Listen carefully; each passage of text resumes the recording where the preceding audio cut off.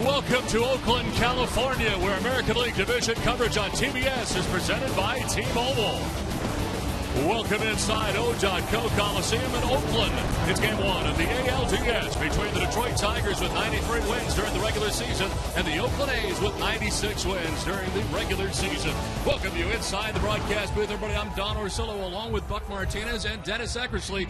David Aldridge will be along soon. Well, the Oakland A's coming into this series tonight against the Tigers. Of course, last year they met in the American League Division Series, and the Tigers won the series. So here we go again. The rematch this season, and heck, we'll start with the Tigers. I think most expected them to win their division. Absolutely. Major expectations. And same old thing for the Tigers.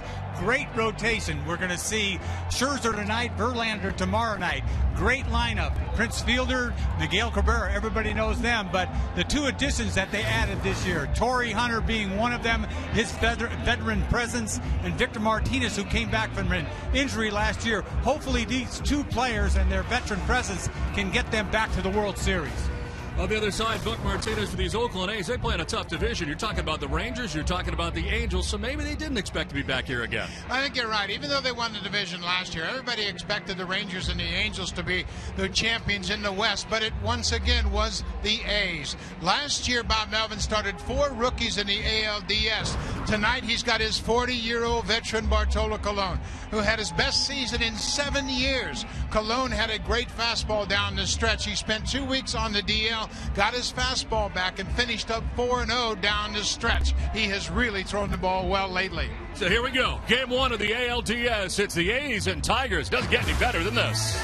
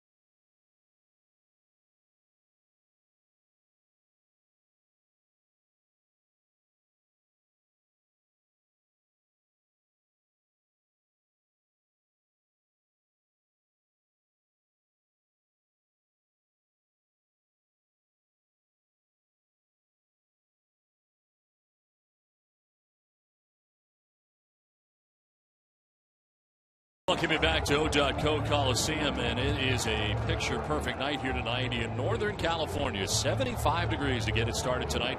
Breeze to the north at 8 miles per hour, and the forecast for more of the same here. And what a crowd it is here tonight in Oakland. With more, here's David Aldridge. Well, Don, the A's drew 1.8 million fans this season, but none are more enthusiastic than those here in Section 149. Now, obviously, they've bonded with their own team's players. Josh Reddick gave them this snazzy championship belt. The difference with these fans is that they actually bond with the opposing team's players as well. Kansas City's Jeff Francoeur gave them money last season, and Torrey Hunter, while he was with the Angels, sent them all chicken. Now, Hunter told me yesterday that these fans actually make them laugh more than they upset them. The fans here told me that while they love Torrey, this is the playoffs. They're going to have to get on him a little bit. Don? All right, David, thanks very much. This is as festive an atmosphere as you will see in the major leagues. Well, the batting order is brought to you by T-Mobile as we take a look at the visiting Tigers starting 9. And, of course, Speedy Austin Jackson at the top of the lineup for the Tigers, and 8th straight season with 25-plus home runs for Prince Fielder, smack dab in the middle of that order. You can't forget about Miguel Cabrera, bats right in front of him. He's won the batting title for the 3rd straight season after winning the Triple Crown last year. This year just comes up a little bit short. This is a formidable lineup put together by the Tigers, and all the way through is strong. And on the mound tonight for the Oakland A's, Dennis, is Bartolo Colon, who's had a fantastic season. What a story for Bartolo Colon this year. He's 40 years old, hasn't lost a step. This Oakland pitching staff's been leaning on him. A lot of young pitchers on the staff. He gets the ball for the first game, and his velocity is still there. He does a lot of things with the fastball, but an incredible season. He won the Cy Young in 2005, but he probably is as good now as he ever has been. Defensively behind Colon tonight, Cespedes was a question mark whether or not he'd play in left field. He is out there indeed in left. Coco Crisp has had a terrific season. He's not committed an error in center field. Josh Reddick won a Gold Glove last year. He's been banged up with wrist problems all season long. Left side of the infield has really solidified with Josh Donaldson and Jed Lowry. Donaldson has had a Gold Glove caliber season at third. Eric Sogard's in the platoon. He's at second tonight. Derek Barton, he's a great story coming back up from AAA. And how about Stephen Vogt? He wasn't even with the A's at the start of the season. He was in Tampa Bay, and he's a storybook catcher. He is one of 3 catchers they're carrying into this postseason. They have all started at least 40 games. The only team in baseball that can say they've got 3 starters behind the plate. As you mentioned off the top, it was a terrific series last year, and expecting more the same this year. And here we go. Austin Jackson stands in to get it started. Bartolo Colon with the first pitch of the series, and it's in there for strike 1, runner away. Colon at 40 years of age enjoyed one of his best seasons of his career, ranked 2nd in the American League in wins with 18, ERA at 2.65, and complete games had 3 of them. He signed with the A's this season after being, of course, suspended for the 50 games last year after testing positive for testosterone. As this will miss up and away. Certainly one of the team's most popular players, was welcomed back really in open arms by this A's team when he did come back.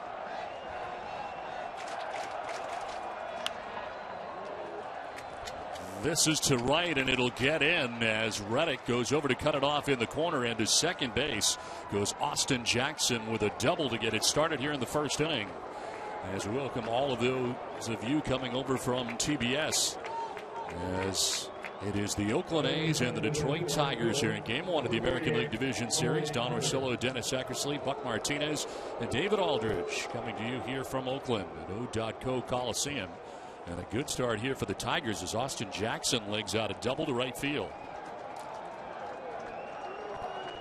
One of the great additions to the Tigers this season, and a difference from a year ago for the Tigers, no doubt, is the presence of this veteran and Torrey Hunter, who's brushed back. Torrey Hunter brings an awful lot to this ball club. Not only what he brings on the field, what he brings off the field. And after they clinched their championship, he told all the team, especially the young players, don't take anything for granted. You've got to play this like it's your only opportunity to play in the postseason. We need to grind the rest of the way through this postseason. He had a very good year this season, and he gets hit with the next pitch. Both were inside, and the second one gets him. Not something you're going to see from Colon very often. You talk about a strike machine, doesn't walk anybody. Starts it off with a double, and he comes back to back with fastballs inside and gets Hunter on the elbow. An auspicious start for Colon. Colon pitched very well down the stretch. As we mentioned, he was 4-0 in his last 4 starts. But he has had trouble with this lineup. The lineup tonight for Detroit is at .324 against him with 7 home runs. Everybody up and down the order has good numbers against Cologne. 2 on, nobody out here for the Tigers in the first. Here's Miguel Cabrera. This is back up the middle into center field, a base hit. Austin Jackson being waved around, and the Tigers will strike first. Just like that, they jump on top 1-0. Well, everybody's looking fastball. There's no surprise right here, and everybody's worried about what's going to happen with Cabrera. What kind of, is he going to have any power? It doesn't matter. He's a great hitter. He's a fastball right between Cologne's legs for the first RBI up the middle, scores Jackson easily. And I'll tell you, Cologne is in trouble. Nobody expected this. Yeah, they expect a little better command, and there was a big question mark, of course, about Cabrera. He had 1 home run and 7 RBIs in the month of September, but he's had 4 days off to rest his body. First and third, nobody out to run in. Doesn't get any easier as Prince Fielder carves the first pitch foul. The numbers for Fielder, the home runs are down, but still 25 home runs on the year. Well, Cologne, he's not going to trick anybody. You know, he can get the ball up to, 95, 96. That's the cross-seamer. But for the most part, he throws a lot of two-seamers. Right over the top, ball gets on you. On the ground is shortstop. Lowry will go to second for 1, on to first for 2. One will score in the back door. Torrey Hunter is in. And the Tigers take a 2-0 lead, but Oakland will take that exchange right there to get the outs. Absolutely. Early in the ball game, Oakland turned the fewest double plays in their franchise history this season. But Jed Lowry at shortstop has really solidified the inner defense by catching everything he gets to. He doesn't have terrific range, but Cologne will exchange that run for 2 outs, especially so early in the game. Well, that just stops the bleeding. Whoa, right there. There's the Chevrolet pitch tracks, and you look at the amount of fastballs Bartolo Colon throws on average. Fastballs, but he'll cut them, he'll sink them, he'll ride them upstairs. He throws all his fastballs at different quadrants of the strike zone. Victor Martinez takes a hack and sends it foul. This is another guy that they're glad to have back this season. Look at this Tigers lineup. You get Torrey Hunter in it now, and you have the return of Victor Martinez, who missed all of last season.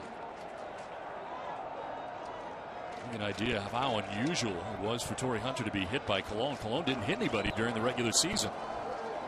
You know, you talk about a guy being, relaxed, but I tell you, you can be almost too relaxed, and they're jumping all over him. Well, too, I think anybody that's playing in this game is excited. No matter how many times you've played in the postseason, your heart's beating a little quicker.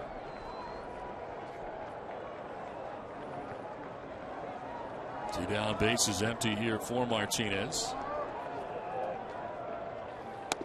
That's up and away. 2-1. Kind of looked at the landing spot.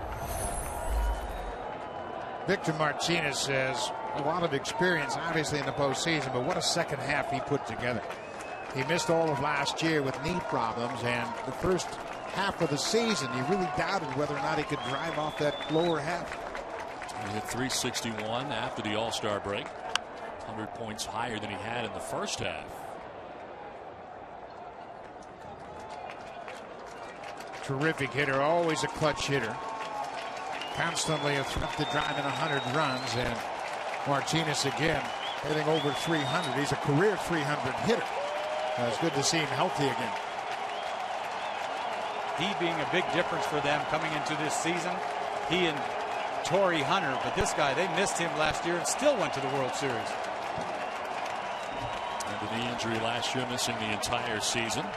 2-2. Line and just over the outstretched glove of Lowry into left center field and quickly to the track of the wall.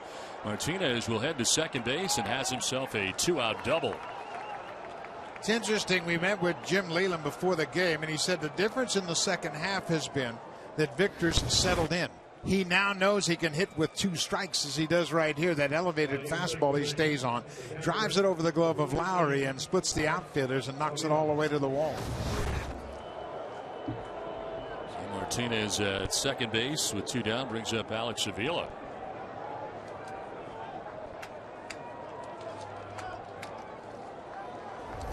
In and out of the lineup throughout the season. Concussion problem that has reoccurred, and talking to Jim Leland before the ball game, he says the cobwebs are finally gone, and this 4-day break has really helped him out as well get healthy, especially head-wise after the concussion-like symptoms that he's been dealing with all year. As he takes ball one, just missed. Cologne's got to get the ball down. I mean, he's pitching up in the strike zone. I don't care who you are, what kind of velocity you have. It seems like a recording. You get guys, good pitchers in the first inning, you can't get settled in, and they've got him in the first inning. On the ground to the backhand at first is Barton, can't get it out to second, and Sogard tried to knock it down, couldn't, and coming around to score is Martinez. They're unable to knock that ball down. It's a base hit, and in from second comes Victor Martinez to put the Tigers on top 3-0. Well, Derek Barton's a pretty good fielder, and he's got a shot at this. And then not only after it goes off his glove, Eric Sogard, the second baseman, he too's got a shot at it. Avila hit it sharply, but Barton's got a chance to make a play right there. It's just under his glove. He's got to make that play, and that allows Martinez to score all the way from second. Things aren't starting off very well for the Oakland A's. This is an ugly inning. It is ruled a single and an RBI for Avila that scores Martinez. And here's Omar Infante. Bucky has been one of the quiet, good players on this Tigers team. Kind of gets lost in the shuffle a little bit with all the big names. Well, he sure does, and he is a terrific player. His 20th postseason game, and he too hit over 300. Jim Leland said this guy flies under the radar because we have so many stars on this team. And he characterized him as being a very good major league player. Not a star, but somebody you can count on every day. He put together a .318 regular season, double figures in home runs.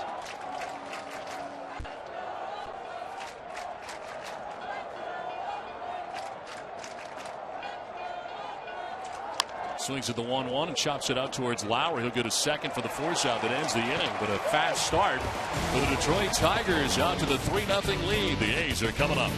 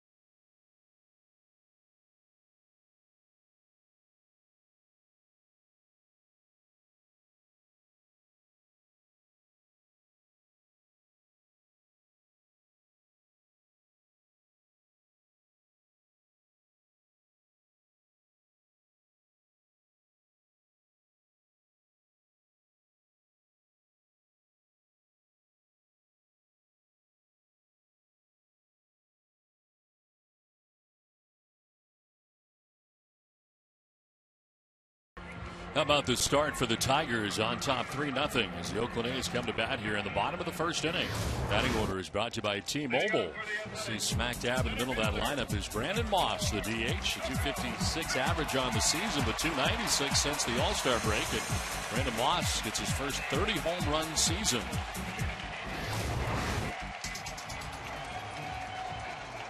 Now Max Scherzer on the mound tonight, and what a season he put together as he comes away with 21 wins on the season. You're looking at 2013 Cy Young Award winner right there on the mound. What a incredible season. Won his first 13 decisions, was the all-star starting pitcher for the American League, and it goes on and on and on. He struck out 240 guys. This guy is nasty. His first pitch to Coco Crisp is called a ball. And Coco Crisp, the table setter for the Oakland A's, at 261 during the regular season. He's got some pop too, 22 home runs. Well, Coco Crisp is their catalyst. He's the guy that makes them go. He's got to get on base, and he understands right now, being down 3-0, he's got to get this crowd back into the game. This is one of the big assets for this team playing at home, is a raucous crowd, and Coco Crisp knows he's got to get on base. He sent it foul off to the left, out of play. And Max Scherzer did not lose his first game until July. And that was against the Texas Rangers. Began the season 13-0 in his first 18 starts, and of course started the All-Star game as a first-time selection. And many thought perhaps that we may see Justin Verlander get the nod in Game 1, but instead it's Max Scherzer. Well, that tells you everything. He's on the mound tonight instead of Verlander. That's why tonight is such a big game for Oakland and Cologne, when you know Verlander's waiting for you tomorrow night. Yeah, that's really bad news. You've got a 1 and a 2, and you could have picked either one of them to start and been in good spot. Everybody thinks of Game 1 starter going in Game 5, but it's entirely possible Jim Leyland could switch it up with the days off and have Verlander start Game 5. Yeah, he's really in the driver's seat. It depends on how well the pitchers pitch, and whoever has the hot hand will end up pitching a Game 5 if needed.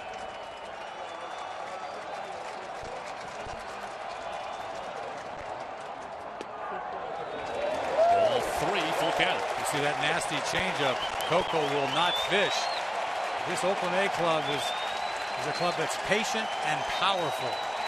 Really changed their approach this year. They became much more selective, and as a result, they became a very productive offensive team. Chris will strike out looking as he heads to the dugout, and Scherzer strikes him out on the 3-2 pitch. Scherzer 3-2 pitch. You talk about fastball right down Broadway, about 95 miles an hour. How do you take this pitch? If I get another pitch on his mind, he wasn't ready to hit that fastball at all. One down here in the bottom of the first inning brings up Jed Lowry.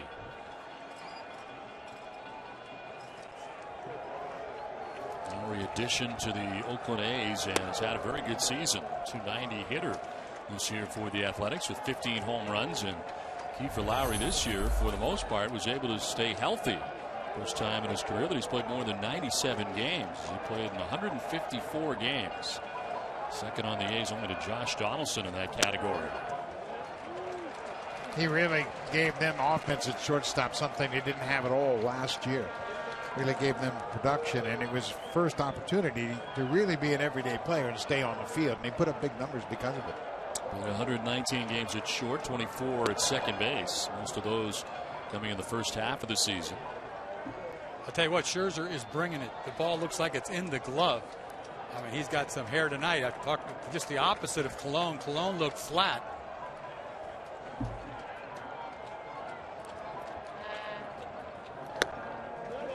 You know, it's not always about the radar gun or the number. It's up there. It's about the finish. And right now, he's got good finish to his fastball. And you can tell the way the hitters swing. Yeah. They're just not picking it up. The ball's on him.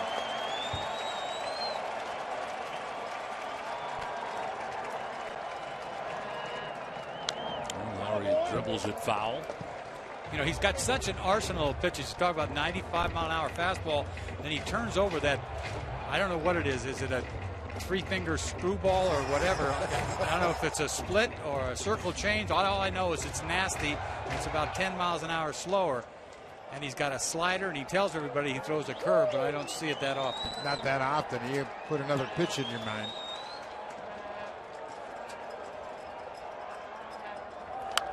Fouled off to the left. 95 from Scherzer again, and it's 2-2. Now, Scherzer's got the confidence to throw that changeup anytime. He literally will use it back-to-back. And you know when you can throw a changeup back-to-back, it's a great changeup.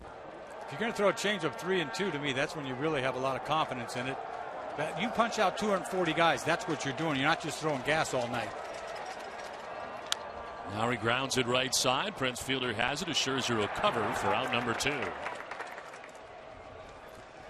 Let's take a look at the defense behind Max Scherzer. Andy Dirks gets the nod tonight. He is a much better defender than Johnny Peralta. They were considering using Peralta, but it's Dirks, Jackson, and Gold Glover Torrey Hunter from left to right in the outfield. On the infield, Miguel Cabrera, of course, his range is limited to begin with, and now he's dealing with a lower body injury. Jose Iglesias has really tightened up the defense at shortstop, and behind the plate, Alex Avila is healthy again. Iglesias was picked up when they knew Johnny Peralta was going to be lost for that 50-game suspension. They made a 3-team trade and ended up with a defensive wizard at short. What a great deal at the deadline for Dombrowski. Josh Donaldson hits a 2-hopper out to Iglesias on cue. Throws out Donaldson. And it's a nifty 1-2-3 first inning for Max Scherzer. Tigers lead it by 3.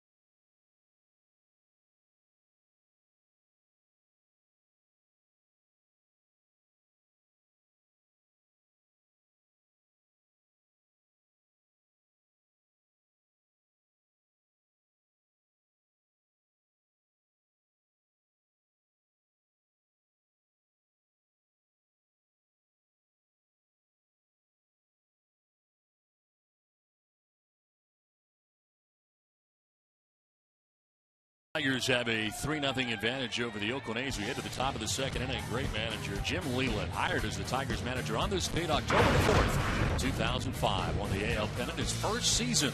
Was named the 2006 AL Manager of the Year, and has now been 3 straight Central Division titles since they won it again.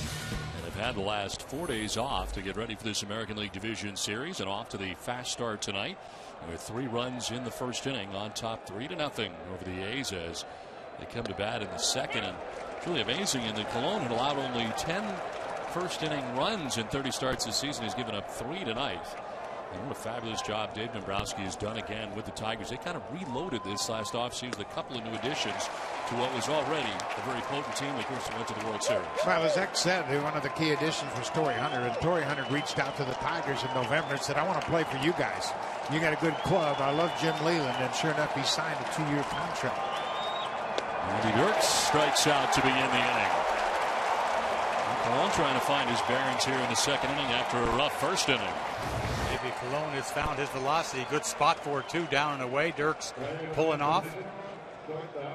Remember how Colon in his heyday would come out and just kind of feel for the fastball and not really air it out? It looked to me like that pitch right there says, okay, I've got to reach back for a little extra. He had good finish on that last fastball. One down for Jose Iglesias. Prior to this season, known certainly much more for his glove than his bat, but this year put together a solid offensive year between Boston and Detroit, a .303 average. And rookies in that category as he takes a pitch up top. I just thought it was such a shrewd trade by Dombrowski. You know, he worked that deal, a 3-team deal, right at the last minute. They gave up one of their big prospects, Garcia, but everybody was happy. You know, the Red Sox got Peavy. He did a nice job for them, so that was a good trade for everyone. Yeah, and you really have to admire Dombrowski's ability to go out and broker a trade like that. A 3-team trade midseason is tough to do. Right, and he had to do it in a hurry. And we've seen a lot of this year, haven't we? We sure have. And watch this foul tip. And we were talking to, actually, it wasn't a foul tip, just went off his glove.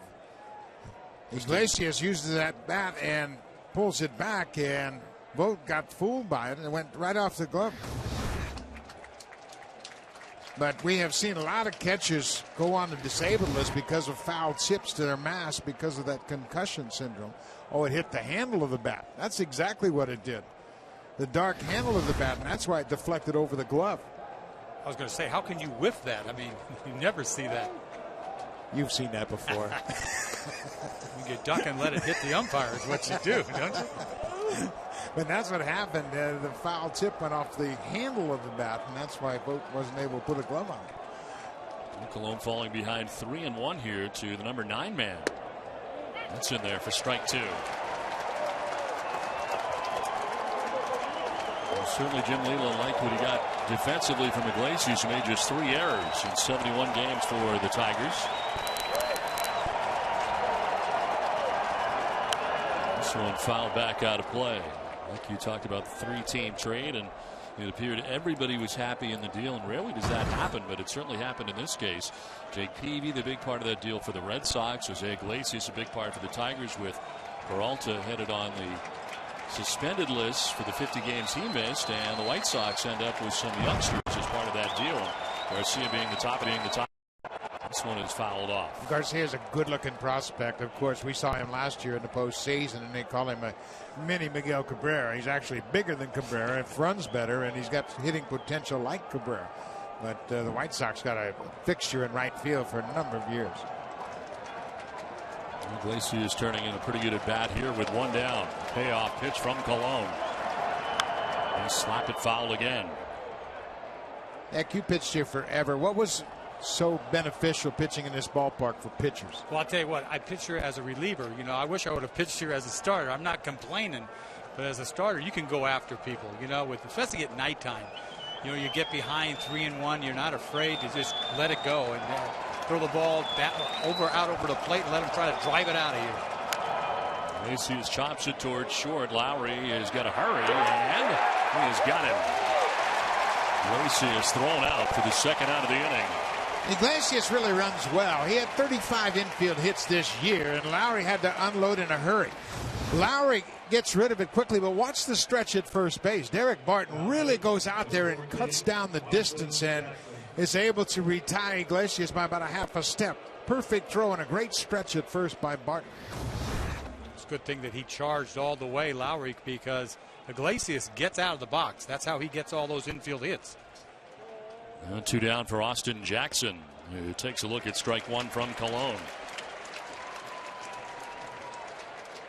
Jackson got the Tigers off and running with that double, and he's prone to strike out, but boy, if he gets off to a good start, he could really settle in and have a big night tonight.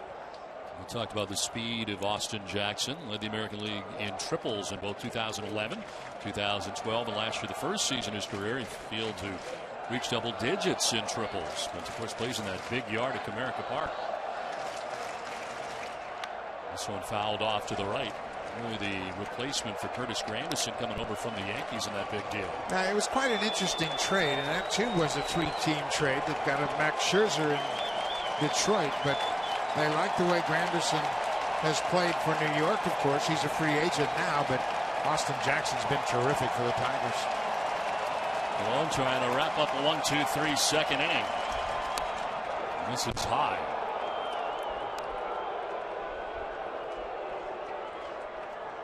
You know, you see the triples there in Jackson, but it doesn't turn into stolen bases. This Detroit team doesn't run at all. He probably is their quickest guy, but it's the one thing that Detroit does not do, obviously, is run. On the ground, a big hop out to Sogard at second base, and it is a 1-2-3 second inning for Cologne, but a 3-0 Detroit lead.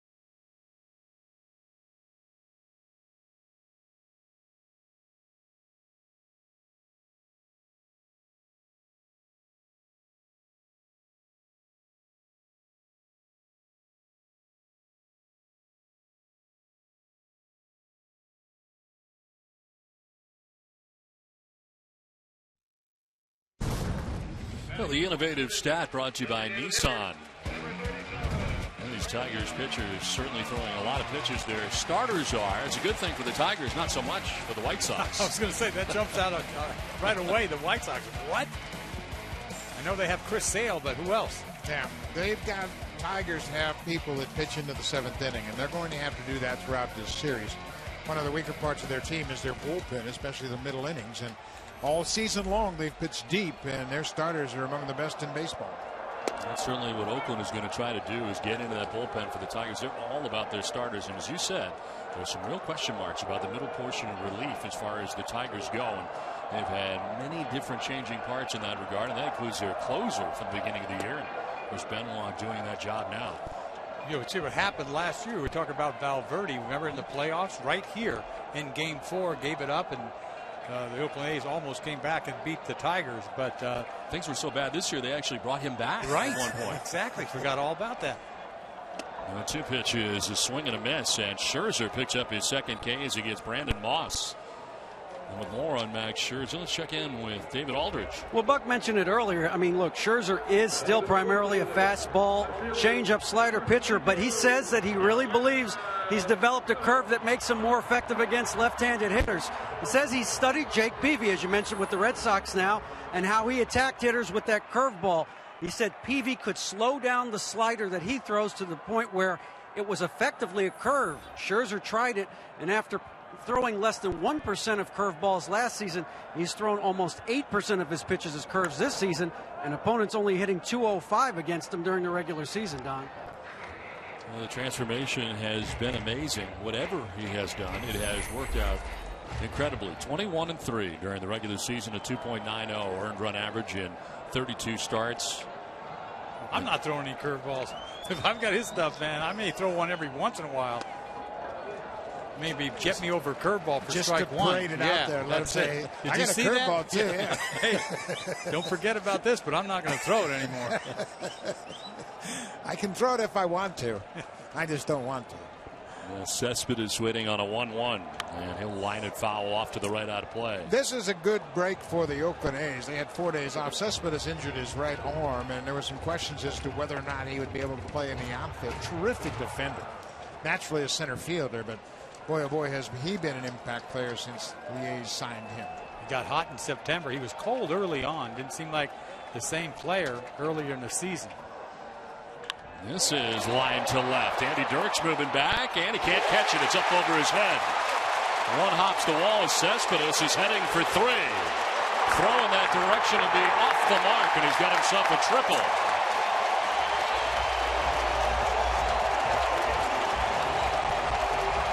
This was a breaking ball by Scherzer. It wasn't a curveball. I think this is a slider, but he leaves it out over the middle plate. This is an absolute rocket. You see Dirks go back on it. That ball's over his head in a heartbeat. And once it gets away from him, he looks like Puig trying to go to third, doesn't he? He had 4 triples in the regular season, and he breezed around the bases once Dirks couldn't put leather on that line drive. I couldn't help but think of Puig because, you know, he's never going to stop. Very similar players. Cespedes not quite as big as Puig. That was the first hit of the night for the A's as Reddick stands in and pops it up foul, and that'll reach the seats. You have to wait here in Oakland, as you know all too well. There's plenty of foul ground here. Everybody always says, hey, Eck, how about the foul ground? Like, that's all I did was give up foul balls that would have been in the seats anywhere else, right? Get out of here. But I would like to pitch here. I wish I would pitch here my whole career. Some of your teammates took advantage of it, I'm sure. And I didn't. Cespedes at third base with 1 down, and Reddick down 0-1.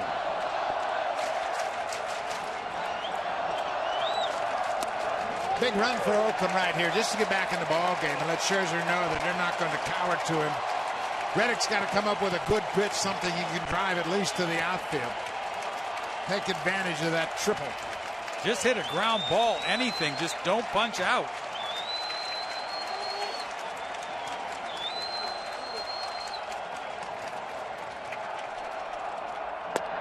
Swing and a miss, 94 on the moving fastball. That ball's got some low hump on it.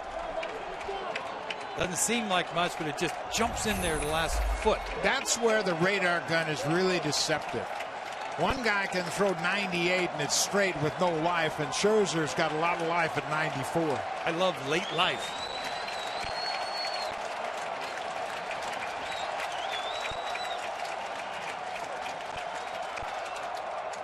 Reddick fouls it off again, stays alive that time. Even harder at 97, talking about velocity. He's going to the down season for Josh Reddick after a terrific 2012. 226, really the high point average-wise all season for him. That's what he finished with. Now, he injured his wrist early in the season, and he was battling it all year long.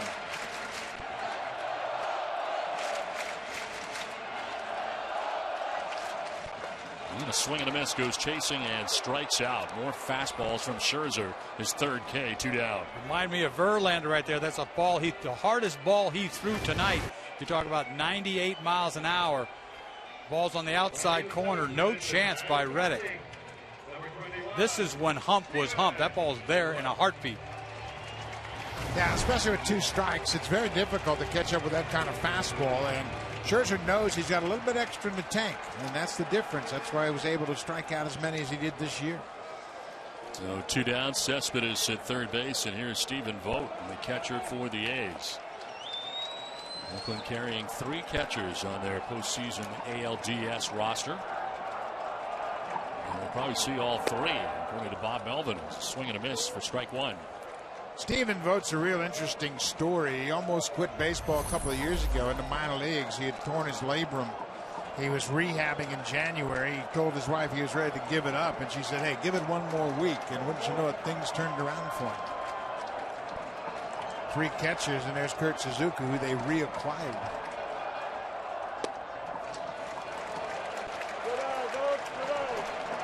Vogt started off his big league career with Tampa Bay last year and went 0 for 25. That extended into an 0 for 32 this year. In fact, he had his first big league hit was a home run back in June. Started 40 games behind the plate for the A's. Appeared in a total of 47 games. And fouls off the 1-1 pitch.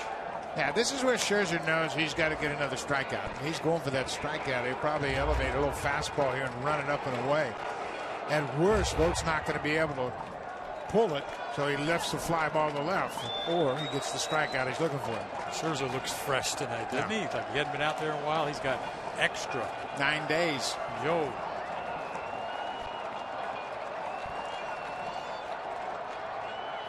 Vogt gets a piece and stays alive. Must be nice, huh? Act just to reach back and say, I need 98 right now. I don't know what that feels like. I thought I was bringing it at 91.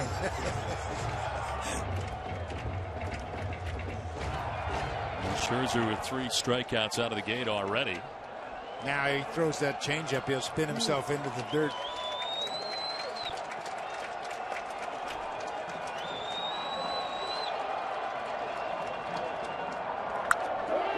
Line foul towards the pen. Surprised at that. They tried to come inside, and Vogt was able to get the head out. I'm surprised they challenged him inside. He had no chance on anything else. Ready, get set, go. He's swinging. He got good wood on it. Well, much different story for Vogt. As far as average, 357 away from O.Co Coliseum during the 2013 regular season. And he gets the start tonight. And lines this to first, and fielder puts it away. Cespedes triples, but is left at third. The Tigers have a 3-0 lead.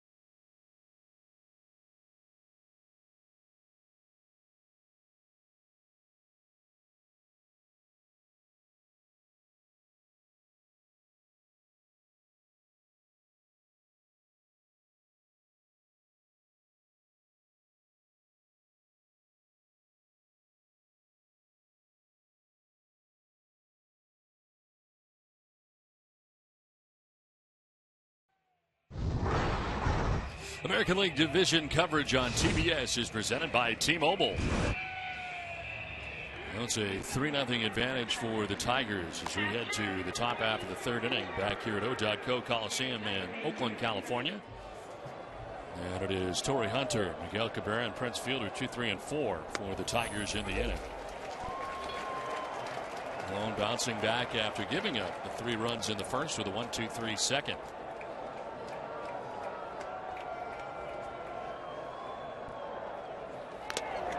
Swing and a foul against a piece of home plate umpire Mark Wagner. That swing from Torrey Hunter reminds me of the old Torrey Hunter. Guy that tried to hit 30 home runs when he played with the Twins and even with the Angels, but he's been a much different hitter this year, hitting in front of Cabrera, just like he was last year hitting in front of Pujols. Yeah, it's not a bad place to hit when you're hitting in front of 2 of the best hitters we've ever seen. And Torrey Hunter has responded. 313 last year, 304 this year. In the dirt outside, it's 1-2 now to Hunter. And at 304 in his first season with the Tigers. This is his second career and second straight season hitting over 300. Interesting how Torrey, this late in his career at 37 years old, has been able to really understand what pitchers are trying to do to him. So he doesn't try to hit all of them. He just knows he only needs 1 to hit. As a young hitter, you come up and think, well, every pitch is going to be a hittable pitch. And Torrey Hunter learned all throughout his career that all you have to do is hit a couple of them and don't try to hit them all. This is his 7th postseason, but his first since 2009. And he jumped at the chance to go to Detroit. He knew where to go. He's never played in the World Series. Played in the American League Championship Series only twice, 2002 with the Twins and 2009 with the Angels. 1-2, waves at that pitch. Second strikeout for Colon, who's now retired 5 in a row. He gets Torrey here with a slider, sped up his bat, threw it down and away. Torrey was trying to pull everything in this at bat. Goes fishing. Yeah, Colon will throw many sliders, but he's got to do something to get the Tigers off his fastball, just to put another pitch in their mind. He'll cut the fastball, sink the fastball, ride it upstairs, but there to finish off Torrey Hunter, he used that hard slider. And down for Cabrera, hacking at the first pitch, sends it foul. Finished the season with 193 hits, 9th straight season with at least 180 or more. Of course, last year, first Triple Crown winner in the majors since Carl Yastrzemski back in 1967. Hard to imagine those numbers aren't Triple Crown worthy, huh? It would be if it wasn't for Chris Davis. Well, what a season Davis put together. It was the only thing between Cabrera winning another Triple Crown. I still think that Cabrera will probably get the MVP again.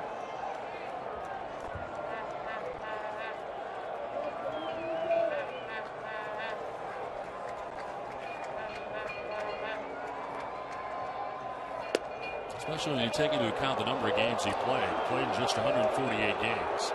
The fewest ever in a full season. He put up similar numbers this season despite playing in just the 148. Well, he's got a lot to do with how the Tigers got off to that early start, and he is the guy that they all look to. He and Prince Fielder a pretty potent 1-2 punch in the 3 and 4 spots in this order. And Colon got the strike call, 2-2 as Fielder waits on deck. Colon tries to paint you on that little 2-seamer. He hits the outside corner to right-handed hitter.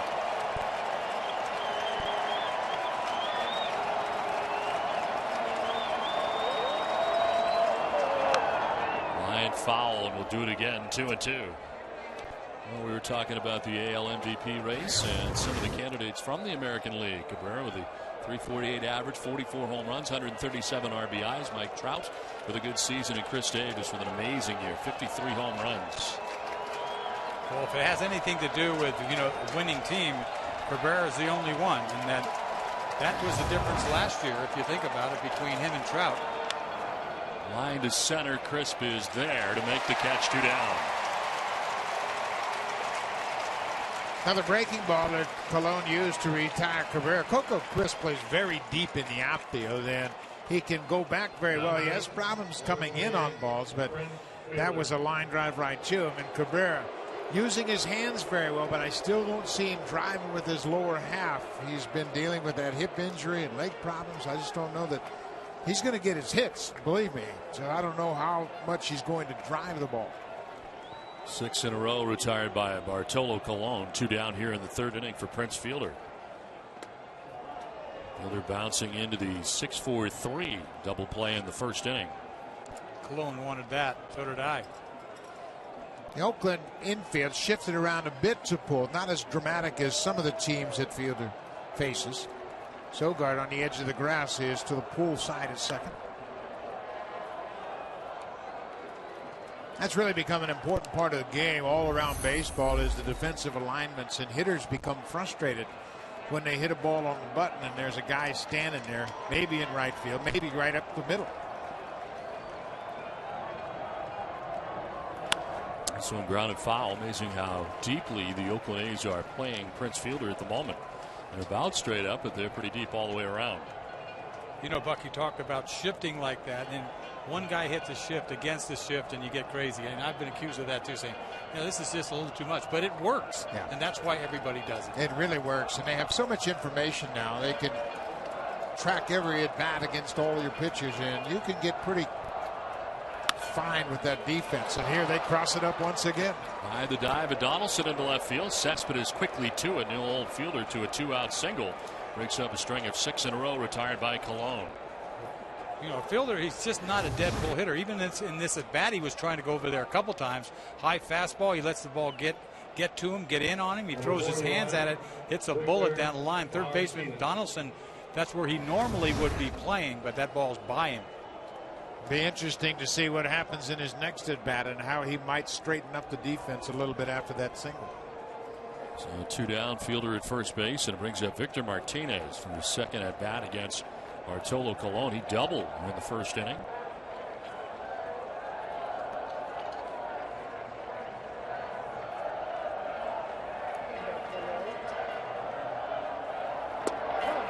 Let's take a look at ball 1.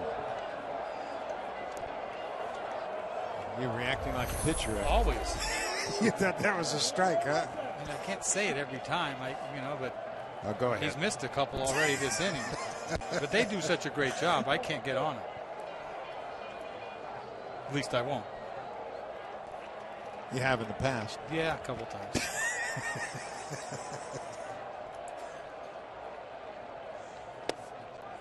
That's a strike over the inside corner. Just about the same spot. It's a ball and a strike.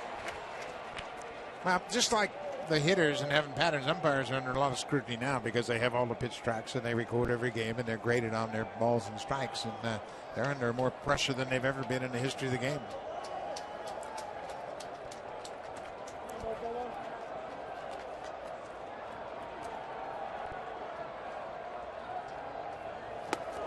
Off balance, 1-2. Really fooled him. Yeah, back-to-back changeups by Colon. You don't see that very often. Had him way out front. Well, we mentioned this lineup tonight against Cologne is at 324, so you've got to do some different things. Yes.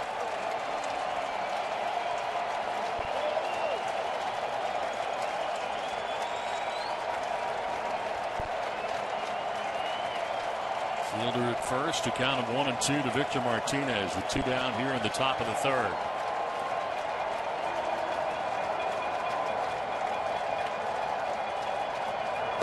Swing and a miss, struck him out to end the inning. 3rd K for Colon.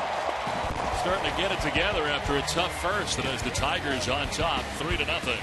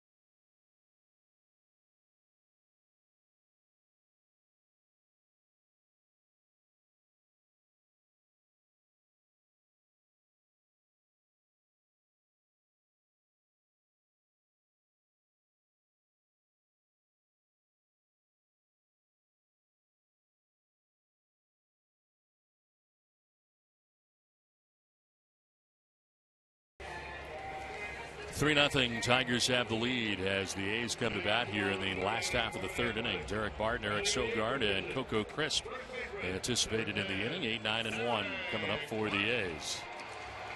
And this huge crowd with the top deck opened up here in Oakland. It's been a long time since they opened up the third deck here. And they're expecting better than 47,000 here tonight, and they are loud, waiting to cheer for something right now as their team trails by 3. Scherzer sort of took him out of the game. Yeah, they had an opportunity after the Cespedes one-out triple, but Scherzer struck out Reddick and got Stephen Vogt the line out, so he stranded that base runner at third. There's Derek Barton to lead it off. Let's take a look at strike one.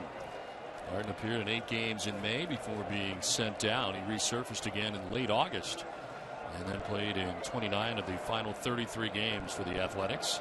At 318 in the month of September.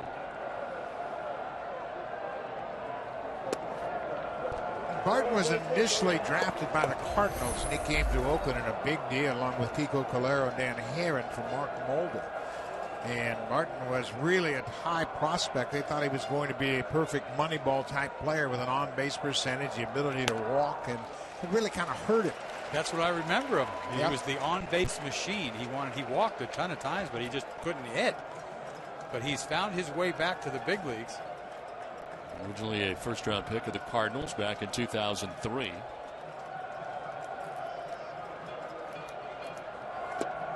A swing and a miss, evens a count of 2-2. Yeah, I spoke to him about his year in AAA this season. He said, I finally cleared my head, and I got back to what I did as a kid. I started to think about hitting the ball and not getting on base. You can see he was much more aggressive this year once he got back to the big leagues, but had 110 walks for the A's back in 2010. 297 in 110 games at AAA this year as he strikes out looking. 4th strikeout for Max Scherzer. Moments ago, we had the chance to speak with Tigers manager Jim Leyland. Jim, it appears through the first 2 innings, Max Scherzer, more of what you saw during the regular season, appears to be very strong again tonight. Yeah, he's pretty sharp so far. He got a little bit of a jam there, but he was able to get out of it. Yeah, he's throwing the ball well. Offensively, you look good. The 4 days off maybe did you some good against Cologne. Well, we came out right off the bat, but we got to keep it going. We can't die after that. We got to keep adding on runs. That's one thing we got to get a little bit better at. So we're gonna have to score some more runs. Well, Jim Leyland pleased with the way tonight started. The Tigers coming up with 3 runs in the top of the first inning up Bartolo Colon as Eric Sogard takes the strike. If you remember, they got no hit the last game of the season, right? So they came out like they needed a hit badly the first inning. Jackson goes the other way for a double. Well, there were no hit by Henderson Alvarez in the last day of the regular season. Yeah, it was really an unusual no-hitter, and a wild pitch was thrown in the bottom of the 9th that he got to celebrate as a hitter. You can see the fans picking up on Sogard in his glasses. Respect the specs. They got a lot of stuff going on here. Nerd power going on. A check swing. Did he go? No, he did not, says Jim Reynolds. Got Scherzer out there going back and forth. Fastball changeup. Looks like he almost went. He held up. He could have called that.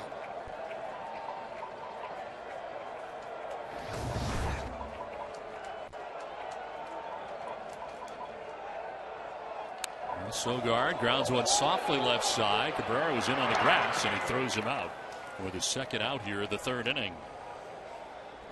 Well, follow the MLB postseason on TBS wherever you go. The postseason.tv. Get alternate camera angles, live batting practice, real-time highlights, and more on desktop and mobile devices. Get postseason.tv now for just $4.99 at MLB.com.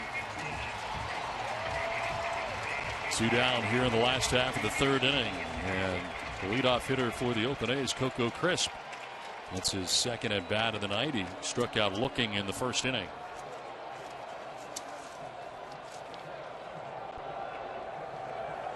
Set a career high this year with 22 home runs, doubling his total from the year ago as he takes ball 1. His previous high had been 16, which he accomplished way back in 2005 with the Cleveland Indians. He's hit 12 home runs in his last 34 games.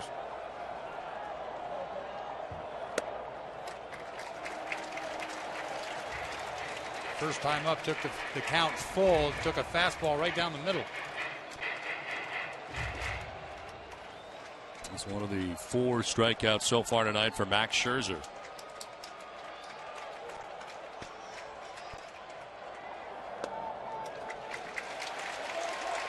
Again, Chris working the count.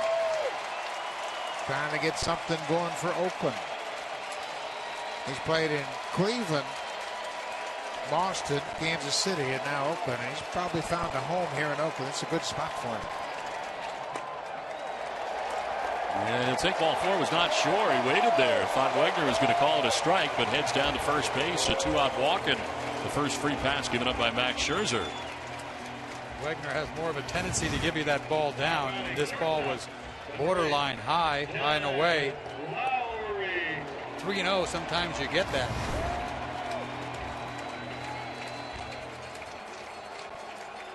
Jed Lowry hit a home run against Scherzer back in Detroit on August 29th. He hit a first inning, first pitch home run. Hit a 2-run shot to right. And pitched down and in. Lowry grounded out to first base in his first at bat. And flares this foul off to the left out of play. See, he ran that ball upstairs trying to stay out of that down and in area, and he got Lowry to foul it off. Tied him up inside. Lowry coming to the A's in February as part of a 5-player trade with the Astros, who spent only 1 season. Chris Carter was the main piece that went to Houston from Oakland at the time.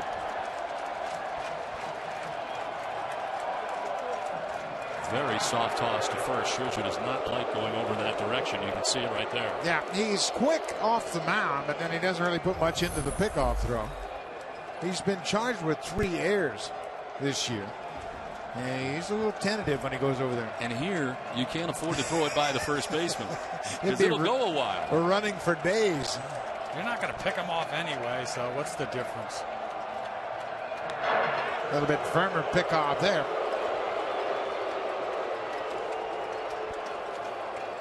Actually, Scherzer had 4 pickoffs this season. You can see him. This is before he starts his warm-up down in the bullpen, and he's just trying to get into the flow of the game, put his mind in that set position before he even begins his warm-ups.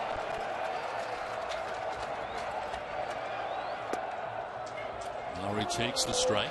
You know how hard it is to hold for seconds, 2-3 seconds, when you're on the mound? You're all juiced up. It's got to feel like forever. Oh, forever. I should count to myself, count to 3. I never got to 3. 1, 2, throw. 3.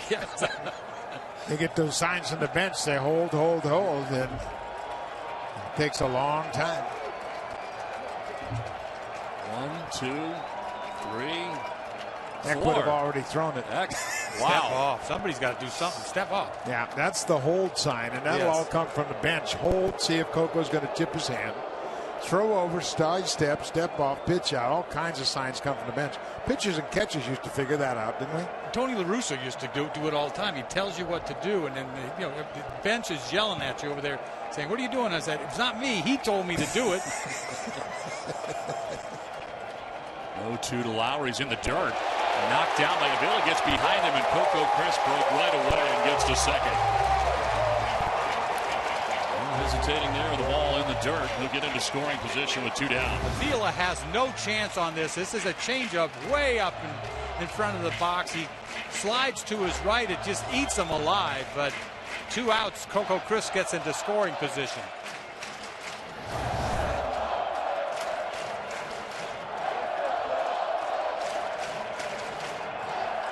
Second time the A's have had a base runner in scoring position. They left Cespedes at third base in the second inning. Now a ground ball softly hit to Infante at second base will end this inning as Scherzer is out of it again. We're through 3 with the Tigers on top 3-0 in game 1.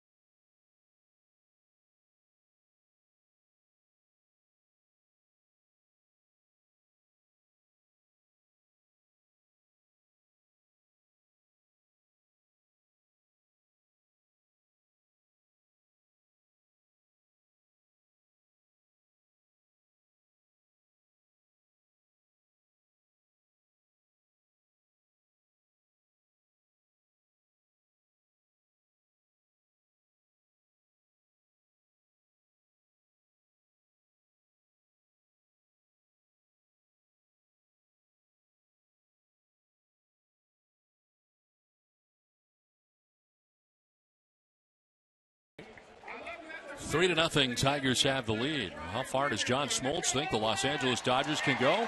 Watch an all-new Behind the Mic, powered by Ford, at BleacherReport.com/Behind the Mic to find out. We play along to the top half of the fourth inning with Alex Sevilla, Omar Infante, and Andy Dirks coming up here for the Tigers. They scored 3 times in the top of the first inning. It's a difference in this one. Miller reaching on a base hit in the first inning. He picked up an RBI. Did he go? No. As I check with third base umpire Tom Hallion. Or rather, Jim Reynolds at third base. Tom Hallion further down the line in left field. We got enough of them. There are 6 of them here. There's Tom Hallion down the left field line. Mike Tamiro's down the right field line.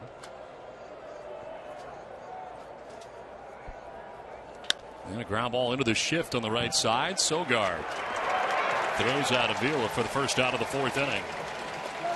Moments ago, we had the chance to speak with A's manager Bob Melvin. Bob, your thoughts so far on Bartolo Colon? He certainly appears to have settled down after a tough first inning. Yeah, he did. He got some balls up in the first. You know, a couple hard hit balls, couple soft hit balls, but he settled in since. You were able to put Cespedes in left field. That must be a good feeling for you. It gives you a little more versatility on your overall lineup. Yeah, it does. It also gets us a good defensive left fielder who can cut down the running game, first to third, second to home. He's been quite a force since about the middle of last year when he got used to playing left field. Well, Cespedes out there tonight. A shoulder problem for him, keeping him out of a lot of the games toward the end of the year. And contributed with a triple in this game, but was left at third base.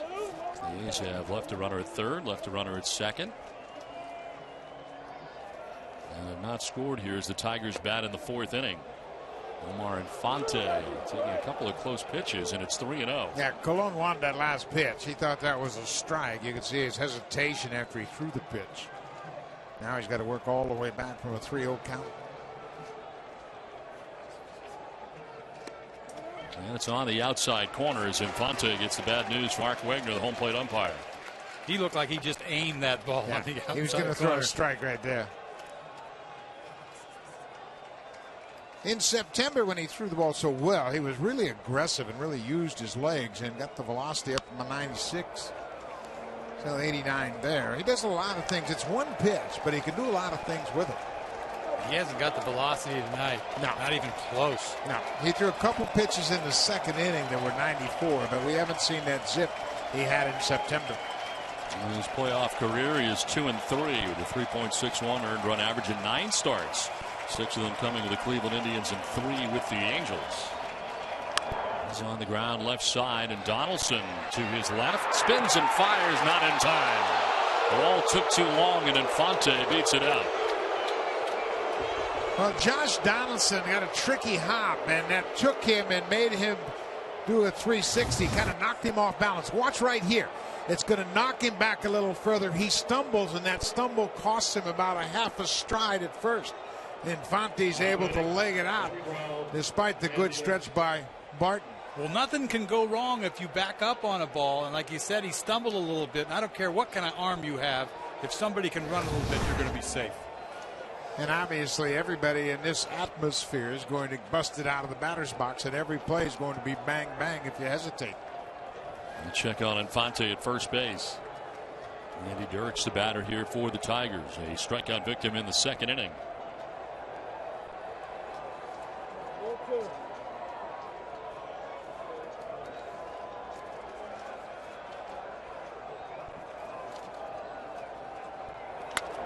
In the air to left field, Cespedes heads over towards the line and makes the catch for the second out of the fourth inning.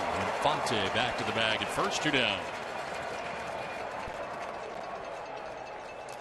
Cespedes is a terrific defender, as we heard from Bob Melvin. He's a natural center fielder that has had the ability to make the adjustment to slide over to left. He's a great athlete. He can run anything down, and he's got a very strong, accurate arm.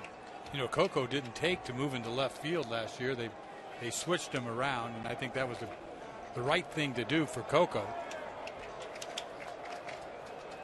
Coco didn't commit an error all season long in center. Some people just have the personality to play out there, and he likes the ability to be the quarterback in center field. And he doesn't have a strong arm, doesn't throw well at all, but boy, he can cover some ground.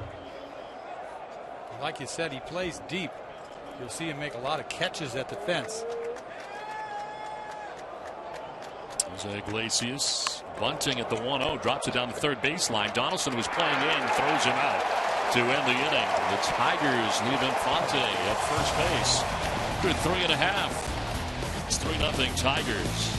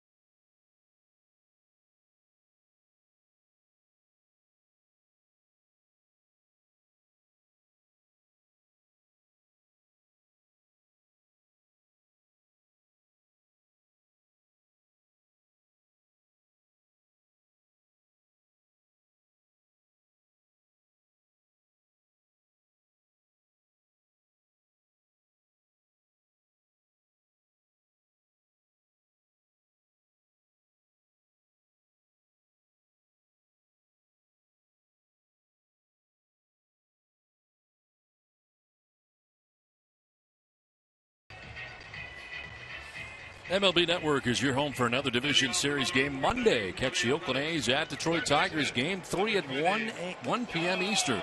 And catch live coverage before and after every postseason game only on MLB tonight.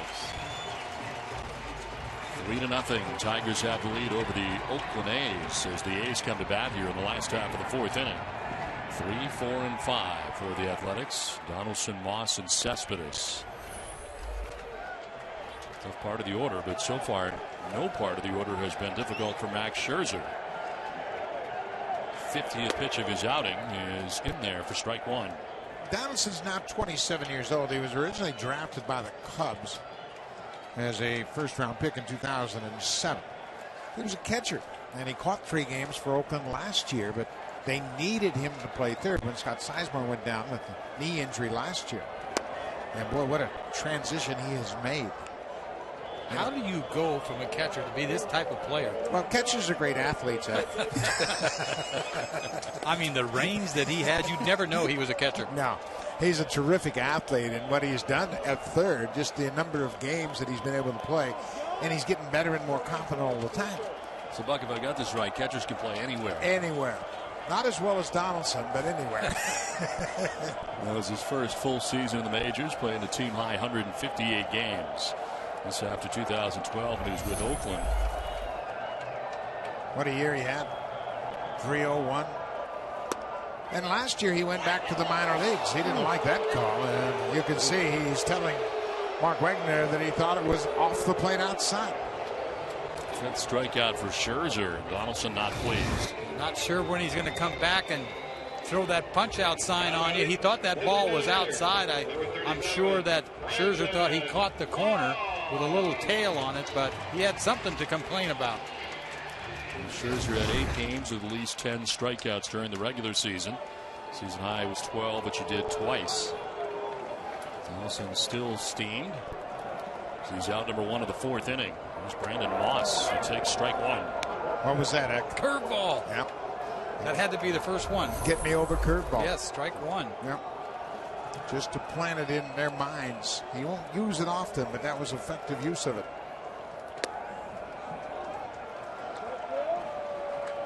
And Scherzer has been ahead of most all night.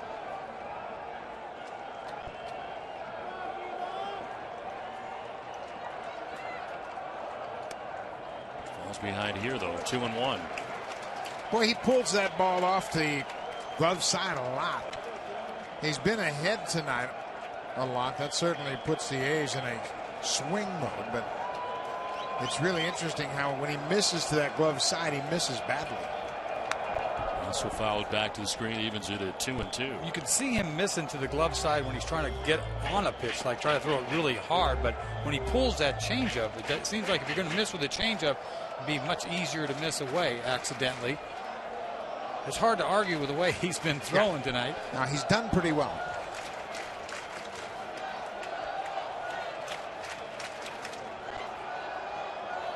Moss with a swing and a miss, strikes out. Back-to-back Ks for Scherzer. That's 6 in all.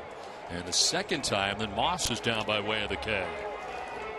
First time up, he got him with a fastball. This time he gets him with a changeup, and that's what makes Scherzer so tough. Yeah, this ball is up out over the plate. It's not even a strike, but like you said, he punched him out on a fastball, and then he has him way out front on a changeup. He is confused right now, and this guy's dealing. Yeah, he's getting better and better with every pitch. 2 down here in the 4th inning brings up Cespedes, who tripled in the 2nd inning but was left at 3rd base.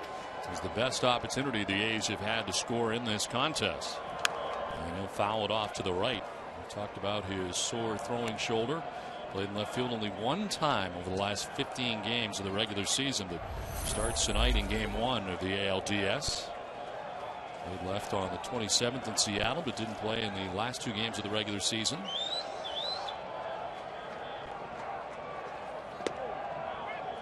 It's in there for a strike.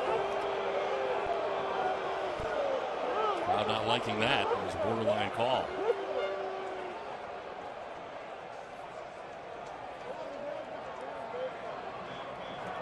Cespedes, 11th Cuban-born player in Oakland history, signed a 4-year, $36 million deal. Came off a big year in the Cuban National League Serie Nacional in 2010-2011. He had 33 home runs and tied with Jose Abreu, who has just come out of Cuba and is going to be a free agent very soon. They both hit 33 home runs that year. I remember last year talking about Cespedes not having played that many games. Remember they said he might be tired at the end of the year. You guys were talking about that. It's a long season for him. Their regular National League down there is 90 games. So it's like a winter league. They play in the winter time. And he has played on the national team. He represented Cuba in the World Baseball Classic in 2009. He and Jose Iglesias played together as kids on the Cuban junior national team. Iglesias played with both Cespedes and Puig, all coming from Cuba. There have been 177 Cuban-born major league players over the history of the game, and obviously it's a great baseball country. Scherzer trying to strike out the side. And a swing and a miss. He will. Donaldson, Moss, and Cespedes all down by way of the K. It's 3-0 Tigers.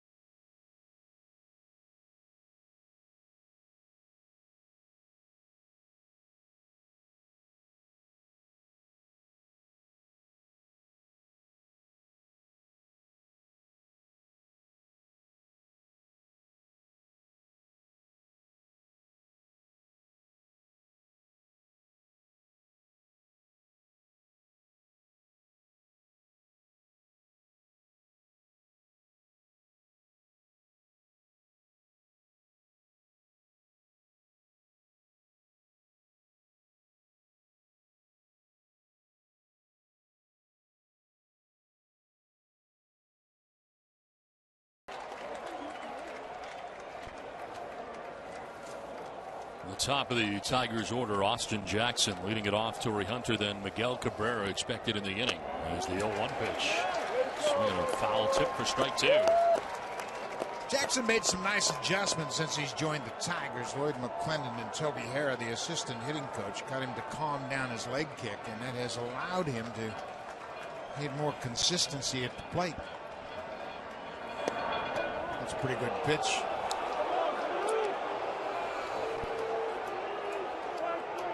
You just never know when he's going to ring somebody up. I know that Bartolo's got to have that.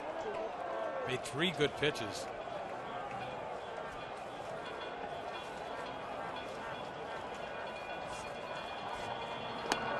Jackson takes this one a little bit high.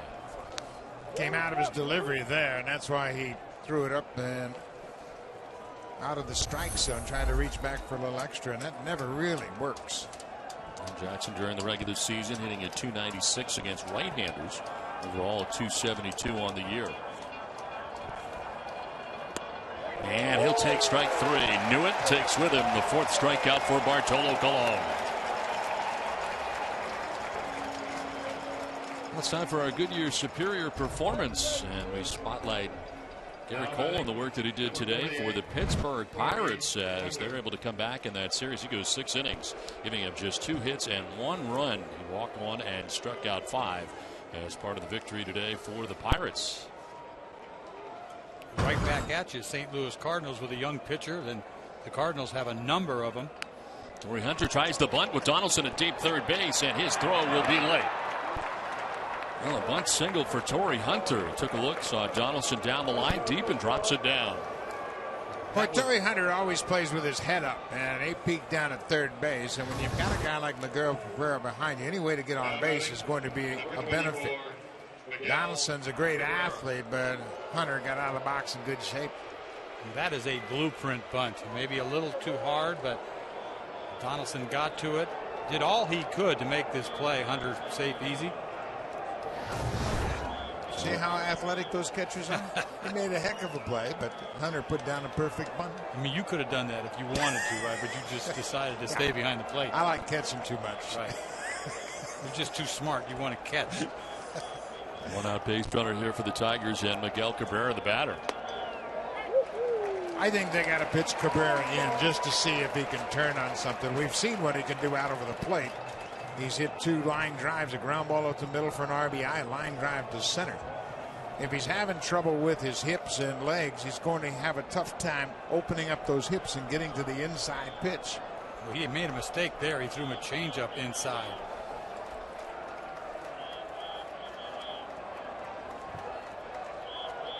Would you say the biggest issue with these leg problems that he has had perhaps is the power now? Oh, no question. He's got the best set of hands in baseball as far as getting the barrel to the ball, and he can get the barrel there, but he just can't drive it like he does when he's healthy. I mean, he's a terrific hitter, and maybe one of the smartest hitters we've seen in the last 3 or 4 decades. He really understands what a pitcher's trying to do to him. Will he ever get healthy this postseason, you wonder? I don't think so. No. He doesn't have time. You know, you hear different things about a groin, a hamstring, a hip injury, and they're not really clear what it is, but he's hurt. Abdominal strain, whatever it is, it's creating a lot of problems for him. How do you play third base like that? I mean, you know what he's done? He's playing in just to take a shot. If it's hit at him, he'll catch it. That's it. Yeah, he's not going to range for anything.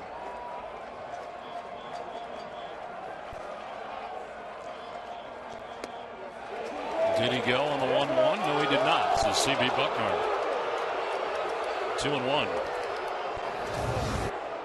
I thought he went at first look, tried to hold up.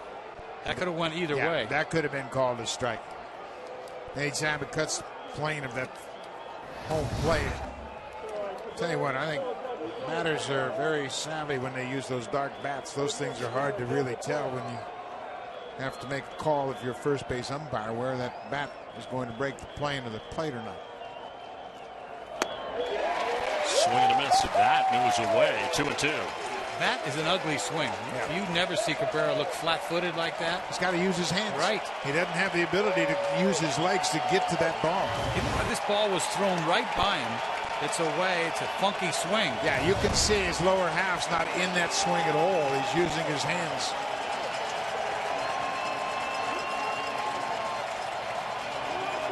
I still got to test him inside.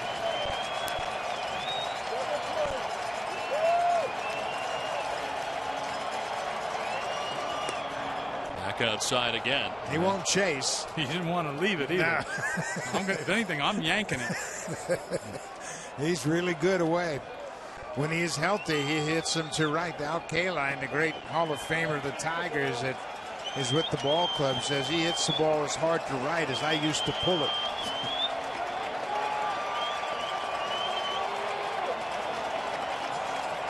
Check on Hunter, who dives back. Kaline calls Cabrera the best hitter he's ever seen, and he's seen them all. This is Cabrera's 4th postseason. With 4 home runs with the Marlins in 2003. They won the World Series.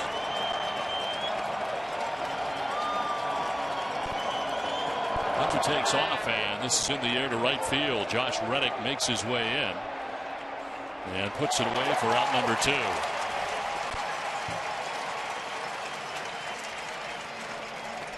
He just can't drive that ball up and away. He just used his hands, and all he could do is hit a lazy fly ball to right. He's a big man, and he's got powerful hands, but without his legs, he can't drive it like he normally could.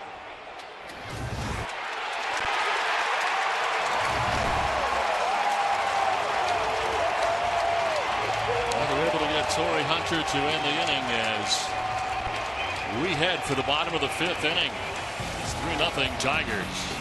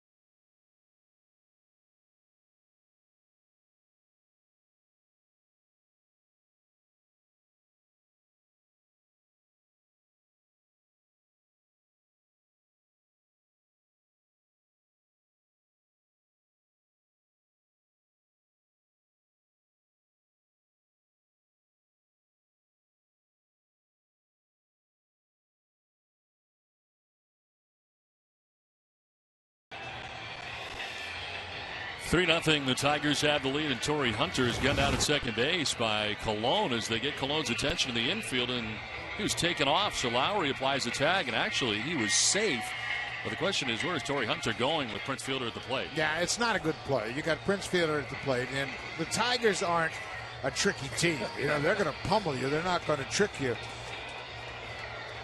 You see the shortstop turned his back, Lowry, and then Hunter took off, and then he may have been safe, but the fact that he went and the throw beat him, you're out. Yeah, and you know what, with Fielder at the plate, I mean, he is such a dangerous hitter. You know, if he steals it, you say, well, what a heads-up move, but he didn't.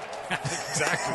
So now that was stupid. Yeah, it's not a good play, obviously, and it might be the spark Oakland needs. Got him out of an inning. And Josh Reddick, a strikeout victim in the second inning. He's not been alone in that category. 7 strikeouts for Scherzer. Boy, he's got a great changeup tonight. I mean, to me, that's been a difference in his season, the ability to throw that changeup any time. And he's ironed out some flaws in his delivery over the course of the season. He used to be a max effort guy where he was just trying to air it out and see if he could light up the triple-digit radar gun. But now he understands the value of pitching. Well, he used to be so violent, his hat would almost come off. You got to keep your head still to have better control, and he's had better control all year long. Obviously, confidence galore, but he can go out there with 2 pitches, you think about it, fastball, changeup.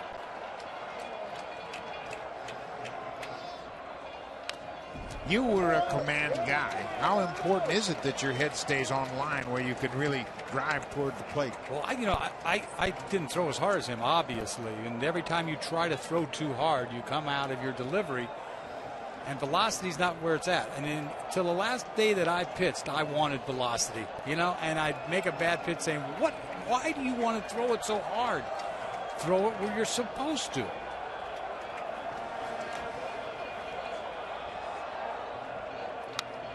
Fouls back the 1-2 pitch. There are basically 3 components to pitching: location, movement, and velocity. And velocity, in my mind, is probably the least important. And for as long as I played, I still got off on velocity. That's all I ever talk about. That's why you hear me talk about cheese and hair. And I mean, I love it. I love gas. Yeah, but your command, I think, you know, as a hitter, I mean, you could paint down and away with anything, and you could do it any time. You could do it with your eyes closed, I thought. Yeah, but I was still trying to hump every once in a while. You know, I did. And ask with the gun. You always want to know the gun. Where was I throwing? I think the gun has created a lot of problems for a lot of pitchers. Reddick strikes out. That's a case for Scherzer. Second time Reddick has struck out. And you look at that pitch, it was 84. Another filthy changeup. It's a strike. When you throw a changeup for a strike and you get a swing like that, I mean, this guy is filthy. The effectiveness of his changeup has a lot to do with his arm action and the way he sells it. The hitter sees fastball movement with the arm and changeup velocity, and then the movement takes it below the bat.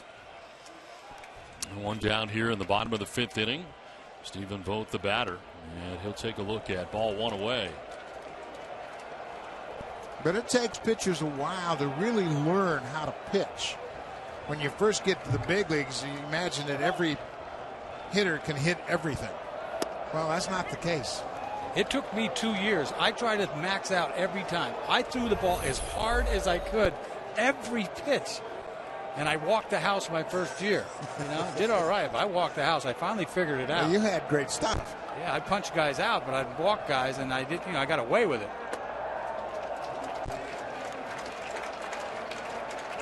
But every pitcher thinks that unless you make perfect pitches, you're going to get hit. And that's not the case. Throw it over. Hitting's hard.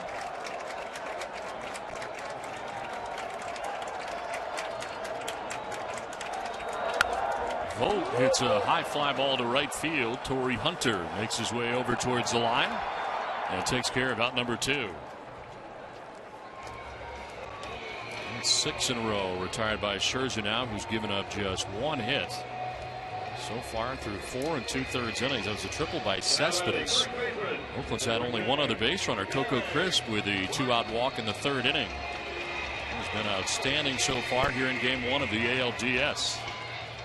He doesn't even have to paint with a changeup. He can just throw it down the middle. Yeah, no, you don't have to. That's how good that is. When it's got that kind of movement and the terrific arm action, they're going to swing at the arm action. Now Derek Martin takes strike one.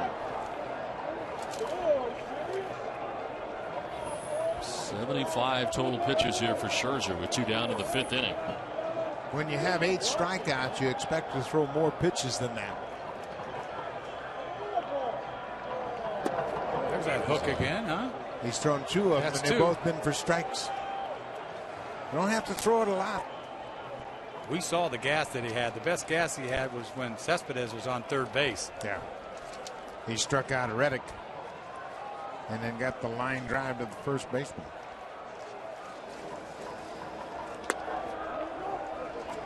Came out of his delivery there. He got 96, but it wasn't close. Last year he picked up a no decision in the American League Division Series. Went 5 1/3 in Game 4. One earned run, 8 strikeouts in that outing. 1-2 pitch. That's away. 2-2. He's won 21 games this year. They've scored him close to 7 runs a game. Yeah. I mean, a lot of guys are going to win a lot of games, but that's how, that's what goes into having a great year. You take advantage of the good fortune that you get, and you punch people out just to stay in shape all night. 9 strikeouts just to stay in shape for Scherzer. He's got a 3-0 lead.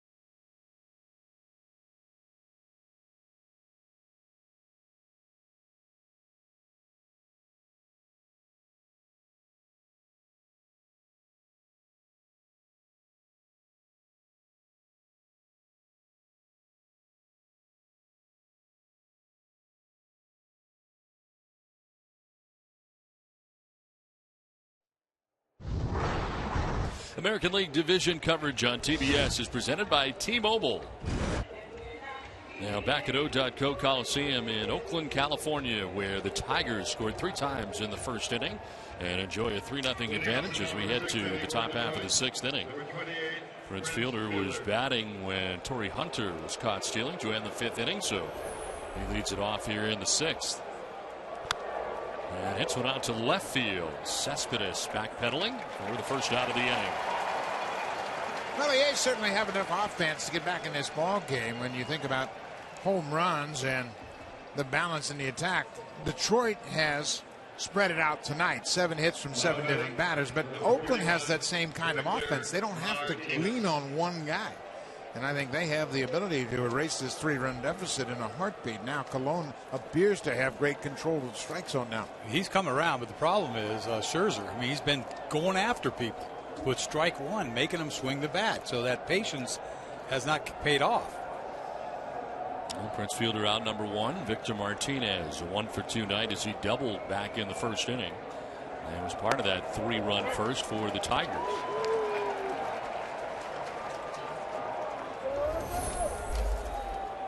3-1 average during the regular season for Martinez.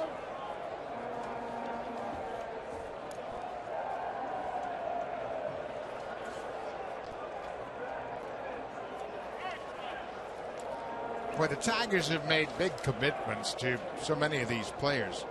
Of course, they brought Cabrera over in a trade and then extended his contract. They brought in Victor Martinez, and unfortunately he missed last year. And then last year they brought in Prince Fielder for a 9-year contract. They have made big commitments to the ball club. And that was a last-minute thing. When Fielder went to Detroit, my jaw dropped. I didn't even think they were in the running. Well, Victor Martinez at that point found out he was going to be out for the season, and Mike Ellis, the great owner of the Tigers, said, you know what, we got to go out and replace him, and boy, did they ever.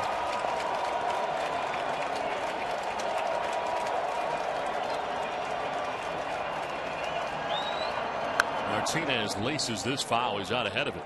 Fouls it down to the Tigers' pen. 0-2 to Martinez. This crowd has had nothing to clap about. You talk about, right, all of a sudden the 0-2 pitch, they're coming alive a little bit.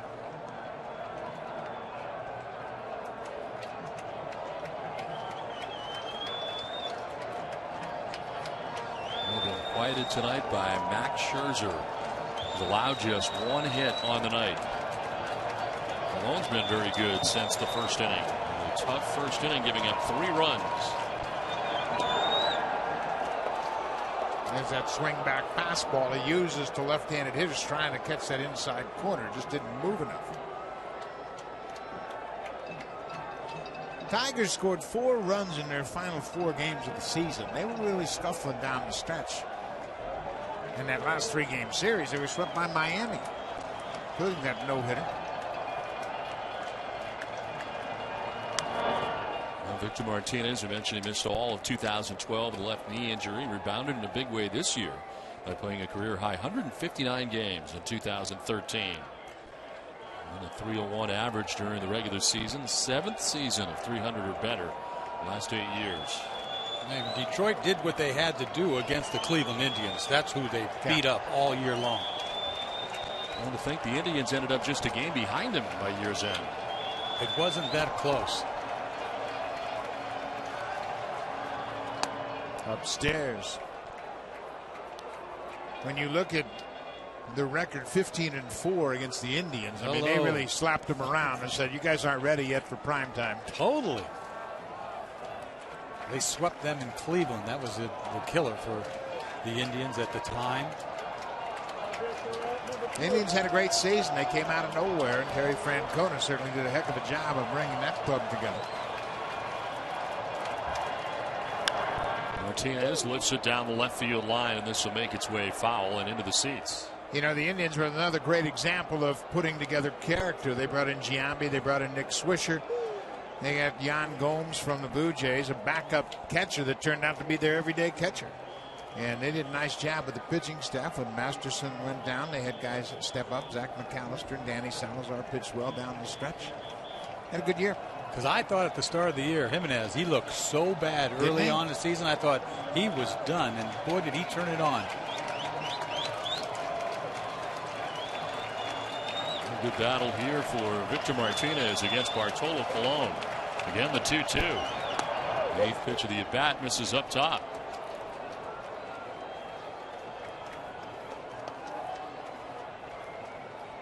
Colon during the regular season 18-6 with a nifty 2.65 earned run average.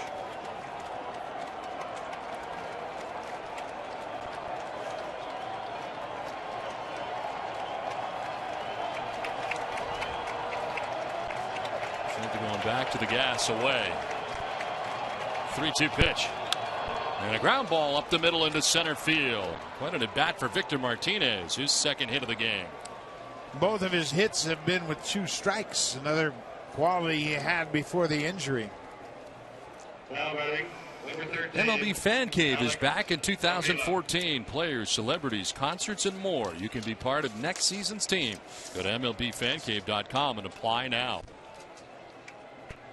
And a 1-out single for Victor Martinez here in the top half of the 6th inning, and brings up Alex Avila. Well, this big crowd has been quieted by the Detroit Tigers so far tonight. Avila had an RBI single back in the first inning, 1 for 2.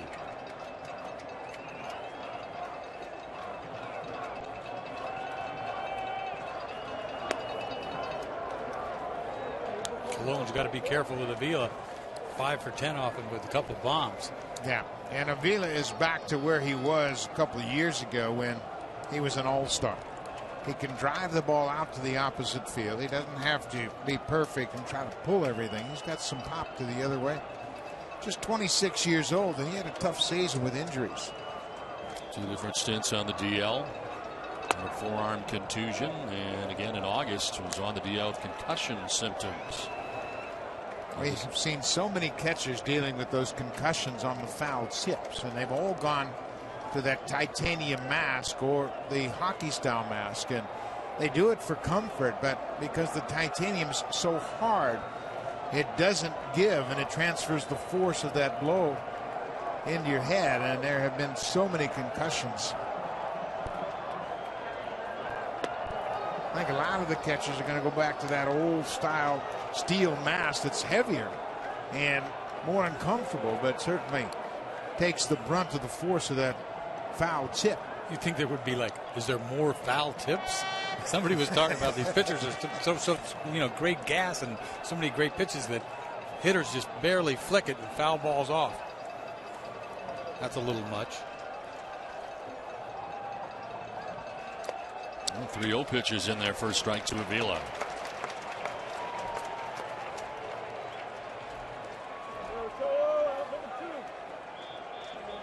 Avila, an all-star starting catcher for the American League back in 2011 in the All-Star game. Had a great year that year, hit .295 with 19 home runs and drove in 82. And last year he dealt with knee problems and never really got his stroke all season long. Fouls it back, full count now. So many clubs are looking for offensive production and a good game caller and a handler of a pitching staff. It's hard to find that combination. Avila is pretty close. He does a great job of leading this pitching staff. He's very good at throwing out base runners last year. 34 runners he threw out in 2012. Second straight season he had led the American League in that category. 3-2 is sharply hit past Lowry at shortstop and into center field. Martinez, who was running on the pitch, takes second base. Does not advance any further, but the Tigers now have runners at first and second with 1 down. I think because Martinez was running, he got Jed Lowry moving. And because Lowry was moving, it took him a little bit off balance, and he couldn't make a play on this. See how Lowry had moved his feet, and it took him out of position. When that ball was hit, it was really a one-hopper that if he's anchored, he's got a shot to make a play on it. But he had moved to cover second with Martinez moving. That was hot. That ball was sizzling over there. He's got to get that on a clean hop. So 2 on, 1 away, and Omar Infante the batter. Chance here for the Tigers to add on to their 3-0 advantage here in the 6th inning.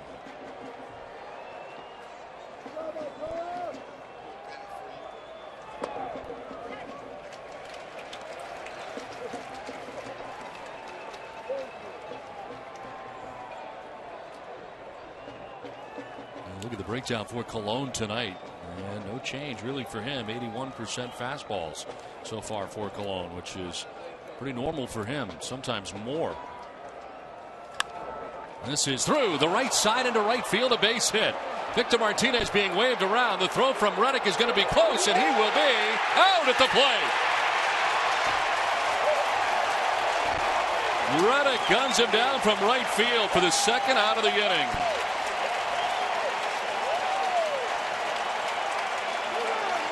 That is a huge out for the Oakland A's. Reddick known for this. A base hit the other way by Infante. You know that Martinez is running. They send him. I didn't think it was all that bad of a call to send him, but a throw all the way in the air. Good tag by Vogt. You see the slide by Martinez trying to slide away from the tag, but the throw's there in time to nab him. What a big play by Reddick. Reddick won a Gold Glove last year. He had 15 assists in 2012. This year he had 9. He's not getting that many opportunities as his reputation has spread that he is accurate with his throwing arm. He makes a terrific throw to cut down the runner at the plate. Vila took third, Infante at first. Here's Andy Dirks. And it is blocked by Vogt.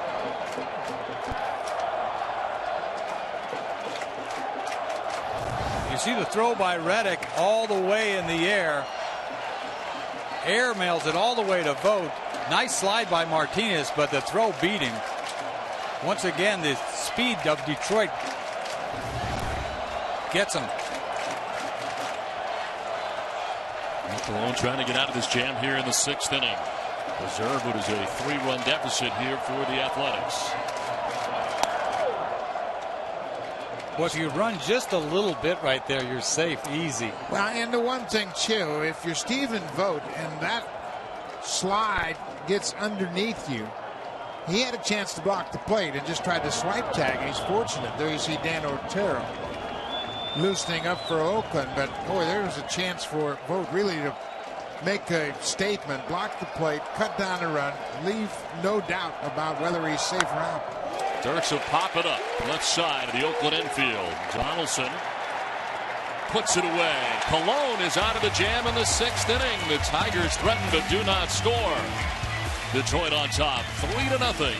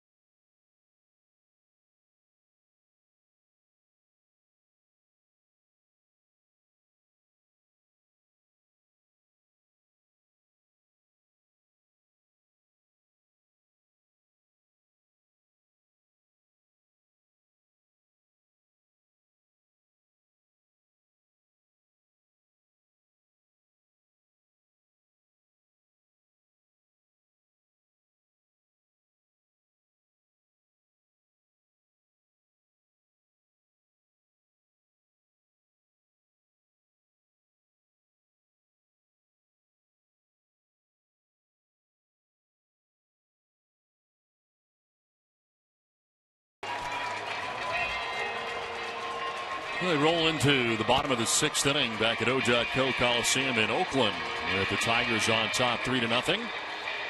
And work to do here for the Athletics. Eric Sogard leading it off here in the 6th inning. He grounded out to third base in the 3rd inning. He's only bad against Scherzer tonight. And he will pop it up. His second AB is Iglesias. Puts it away for the first out of the 6th inning. Let's check in with Keith Olbermann in our Atlanta studios. Keith? Now batting, center fielder, number 4, Choco Chris.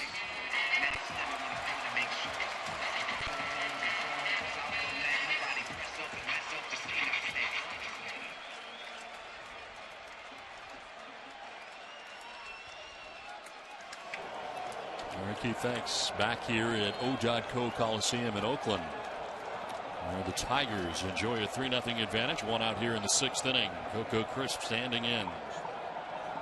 He struck out in the 1st inning, walked in the 3rd, and shows bunt, drawing the attention of Miguel Cabrera down at third base. We mentioned Cabrera has played in all night long, just trying to get himself in the best position. With that abdominal strain, he's not really moving around all that well, so he has really played in and really made specific movements at third just to try to position himself as well as possible. I think that's an area where the A's may try to take advantage of him. Yeah, if he's playing back, they're going to test him because they know he's not moving around, so he's taking that away. It's kind of like what Pete Rose did to Mickey Rivers in the World Series years ago. 76. Came way in and just took the bunt out of his mind. Chris will take the strike.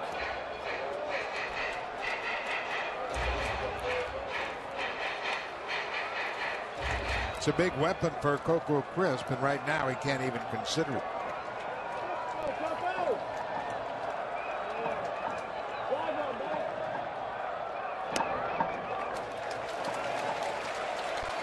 And get the call there, and it's 3-1. Scherzer with 9 strikeouts in the game tonight. Is this crowd trying to get the A's going here in the bottom of the 6th inning?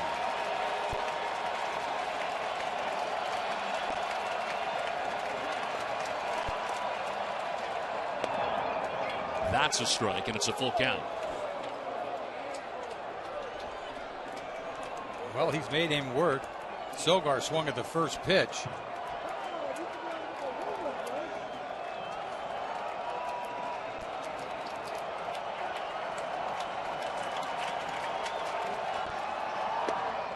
Chris will get a 1-out walk. Second time that he's got a free pass in this game from Scherzer. Just the 3rd base runner of the night for the Oakland A's. Now batting, shortstop, number 8, Jed. As we check our pitch tracks, Scherzer has been ahead of 15-19 in the first pitch strikes on the night. Not only does he throw first pitch strikes, if he can put you away, he threw Coco a 3-2 changeup right on the corner. He didn't offer. Yeah, and Oakland wants to be a patient club. They want to work the count, but when you're pitching ahead, as Scherzer does, it puts the hitters in a swing mode. 1-out, 1 on for Jed Lowry. Lowry has grounded out twice. Once to first, once to second. Strange strike zone tonight. Yeah, it's been a little inconsistent.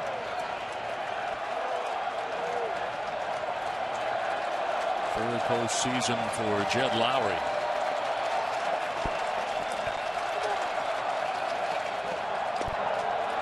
Away again, 2-0.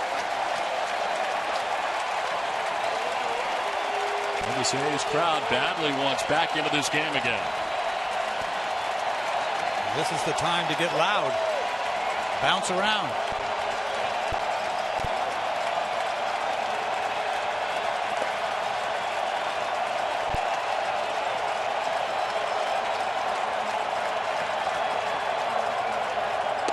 Swing and a miss for Lowry and a big cut. He was thinking fastball got it, but it was headed downward. And that looks like a happy zone for a left-handed hitter, but that ball had some hump on it. Yeah, you get a pitch like that from Scherzer, who has been spot on all night. You better not miss it.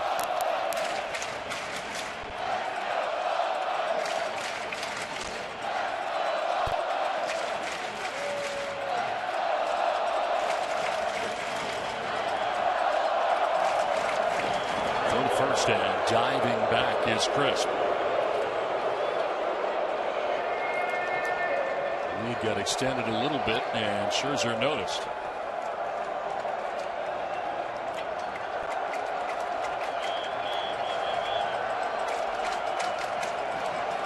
A's are looking for just their second hit of the night.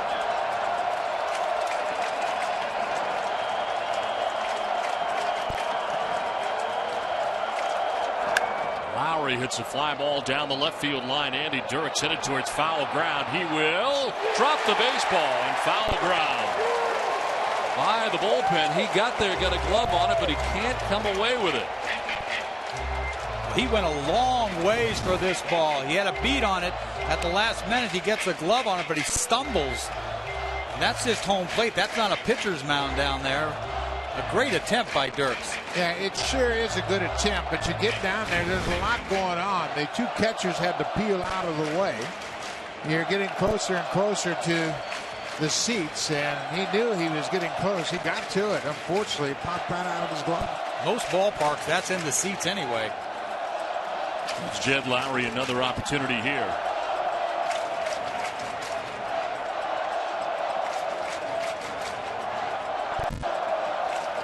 And Lowry lines it to left. Dirks will have another chance, and he puts this away. Liner right at him for the second out. And Crisp back to the bag at first with 2 away. There haven't been many well-hit balls tonight, and that one was well hit, but right at Andy Dirks. Scherzer's been really disrupting the timing of the hitters with that fastball changeup combination. He's pausing in between pitches there with Coco on first base. But you know, Coco can't afford to get thrown out. You can't mess around when you got this guy at the plate. Crisp only had 21 steals this year, and it had a lot to do with the development of Donaldson as a hitter and the fact that Cespedes is right behind him. You don't want to run into outs when you've got guys that can leave the yard. So 2 down, Crisp at first base, and Josh Donaldson 0 for 2. And a throw over that has Crisp crossing over to get back to the bag.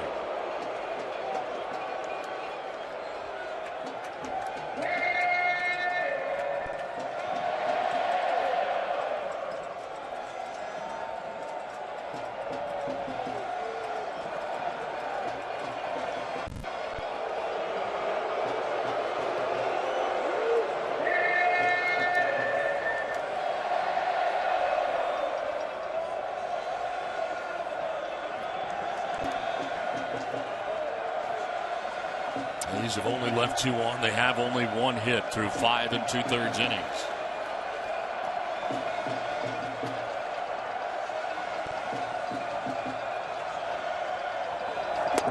Donaldson takes the strike.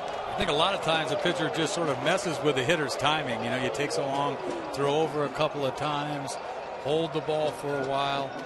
Hitters get so anxious. Yeah, there's a lot of energy right now in this situation for Donaldson, and Scherzer appears to have his emotions in check. He's in control right now.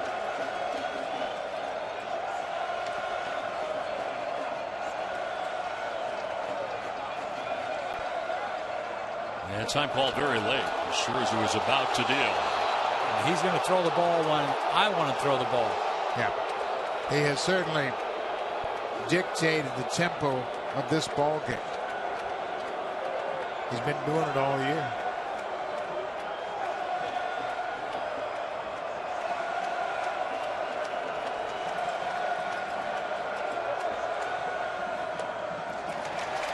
Off the outside edge.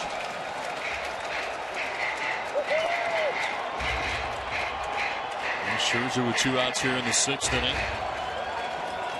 And a 1-out walk to Coco Crisp is being held on at first by Fielder. Oakland trying to get their offense going for the first time tonight.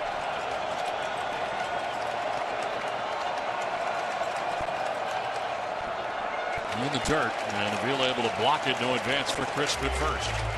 Donaldson just won't offer it that breaking ball down and away. Last time up, he got punched out on a fastball that he thought was up and away.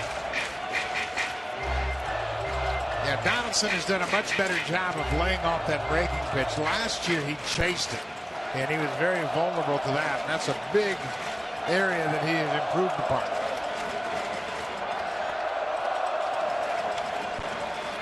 Throw to first, and Chris kind of flinched there at first, did not react right away, but he does get back. Because to me, there's no reason to even mess around with Crisp at first base. This is all about dictating, like you said, the timing to home plate. As long as it doesn't mess you up, which it hasn't so far. It's a big pitch right here.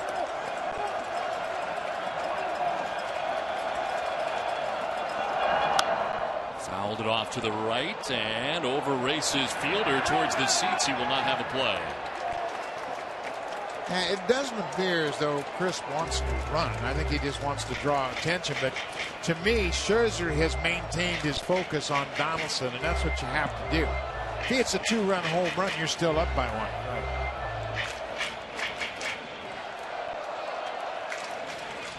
1. He just threw him an ugly changeup that he kind of got away with. Yeah.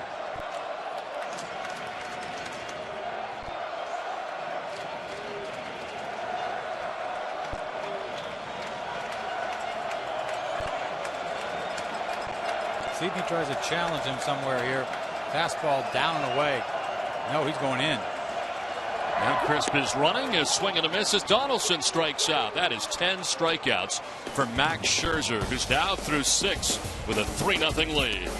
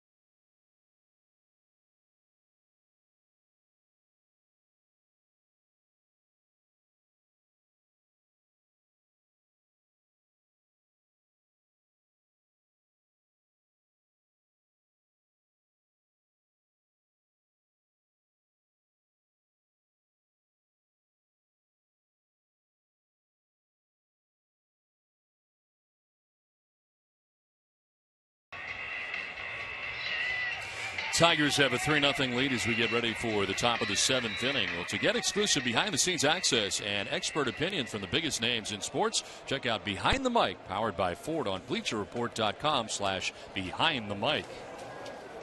And they play into the 7th inning as Jose Iglesias leads it off against the new Oakland pitcher. As Dan Otero checks in here for the Athletics in the 7th inning after 6 innings from Bartolo Colon.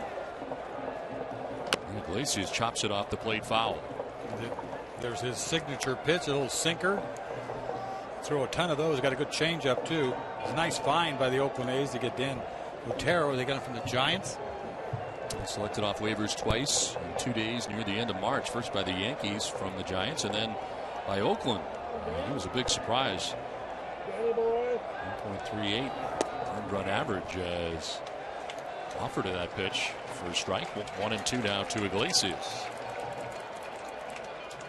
In his last 29 appearances for Otero, he had an ERA of just 0.76, posting 26 scoreless outings. Originally a 21st round pick of the Giants in 07. Bartolo Colon going the first 6 innings in this game and on the hook as he gave up 3 first inning runs and then settled down after that, got out of a jam in the 6th inning. That play by Reddick, though, that inning would have continued. If he's safe at the plate, this game could have been over. Yeah, he was able to throw out Victor Martinez with a terrific throw to Stephen Vogt, who put the tag on Victor Martinez. And you know what? You save a run and you keep your team within a 3-run home run. That's a big play. And no telling where the inning goes after that if Martinez is safe.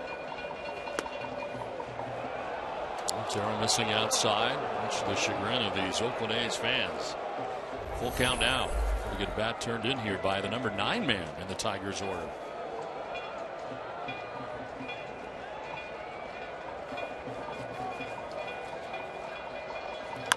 This one fouled off. Iglesias came out of the gates with the Red Sox this year, hitting over 400 for about a month, whatever it was. By the time he got traded, I think he's hit over 250 since he's come over here to Detroit. Came back down to earth a little bit. You wonder if he'll ever hit. You know, and what do you have to hit when you play that kind of defense?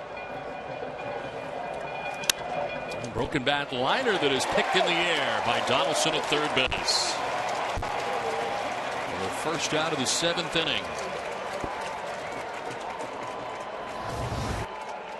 This ball isn't really stung. You thought it was a line drive, but it got him on the label a little bit. Easy play for Donaldson, just pick it off the ground. And first out here, the 7th inning. Back up to the top of the order for the Tigers for Austin Jackson. He doubled to get it started in the first inning. As he pops it up, foul ground. Martin in foul ground. 2 down. Well, heck, he suffered a loss here in between innings here at O.co Coliseum. It looked like he started fast, but faded fast with Ricky Henderson beating you out here in the end. It's kind of nice to have something like that for you, but boy, I'm not going that good. Look at that. I mean, I'm not talking about the trot. I'm talking about that mug, man. That is a mullion right there. That's a bad head. That's right a bad there. horn. That's a bad horn. My stash is not going that good.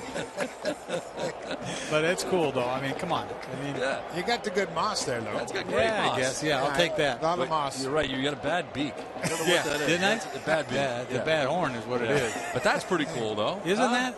That's awesome. I mean, that's special, man, when you do that. That was one of the, I mean, a day I'll never forget when they retired my number. It's a beautiful thing. I don't come back here enough to check it out. Chopper to third base. Donaldson gathers and throws. And it's a 1-2-3 7th inning.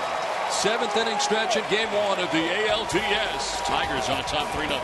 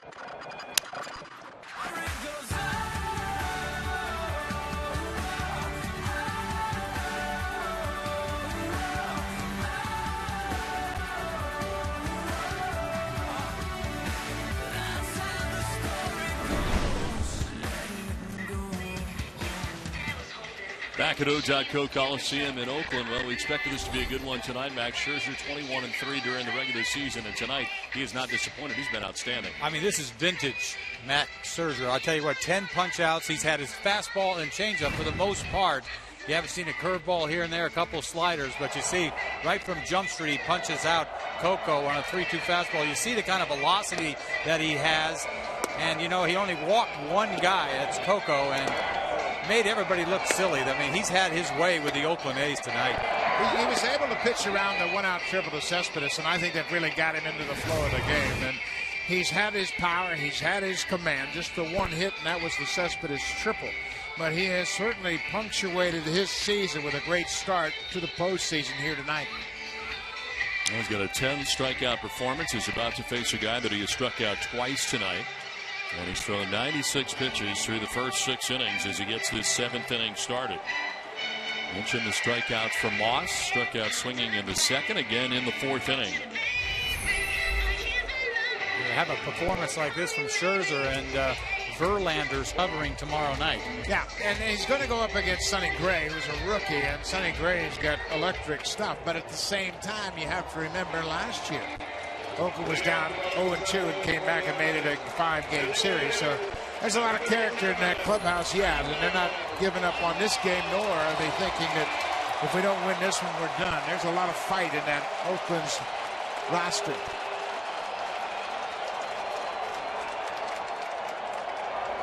Moss hops it up foul ground as Cabrera gives chase, but that'll land harmlessly in foul ground.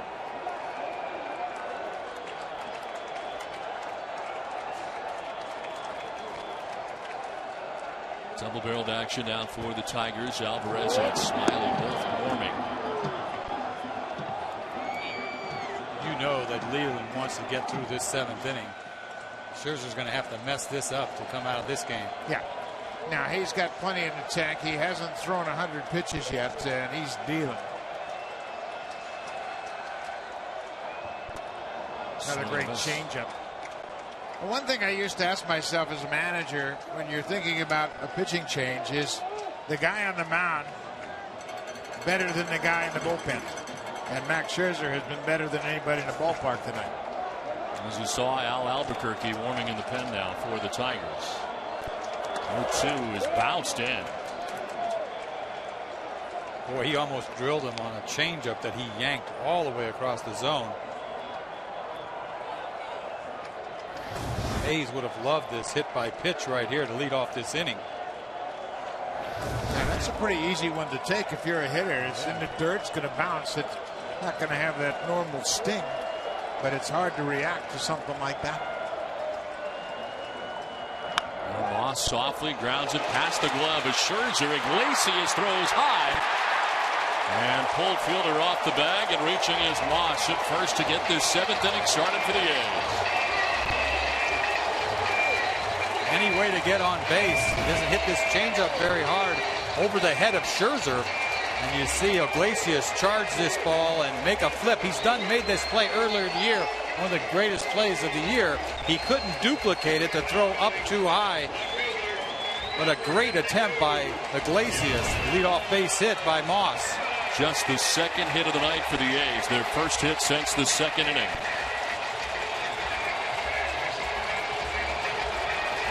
Cespedes has gotten big hits for them all season long. He hit a bullet triple to the wall in left, and now he's got a chance to really make an impact here.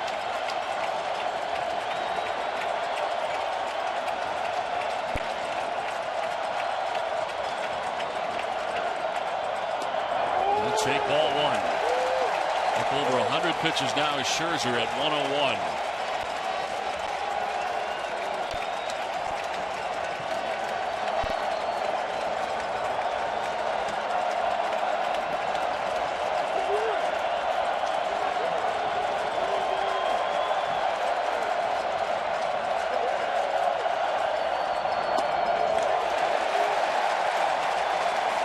Scherzer falls behind 2-0. You see how patient Cespedes is right here with a 2-0 pitch.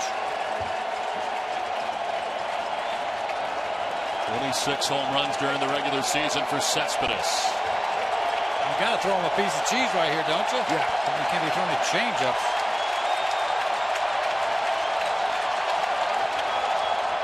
Cespedes fouls it off.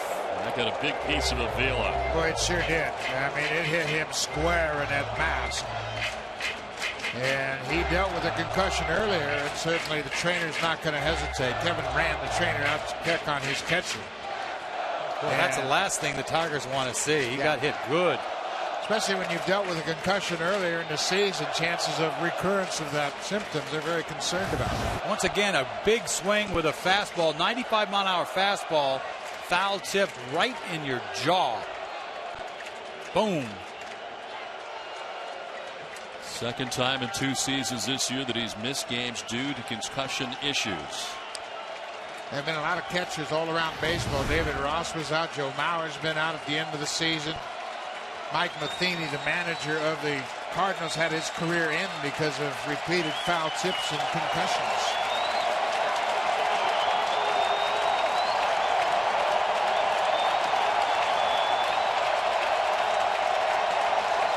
See if he challenges him again.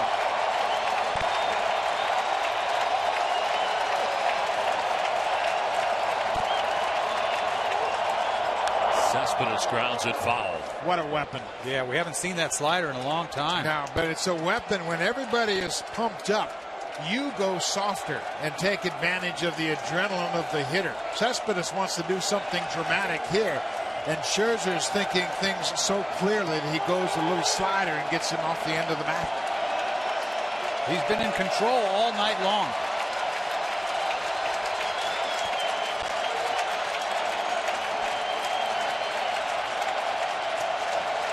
2-2 pitch. Cespedes hits one high and deep to left field. Dirk's looking up and it is gone. A 2-run blast for Yoenis Cespedes, and Oakland back within a run.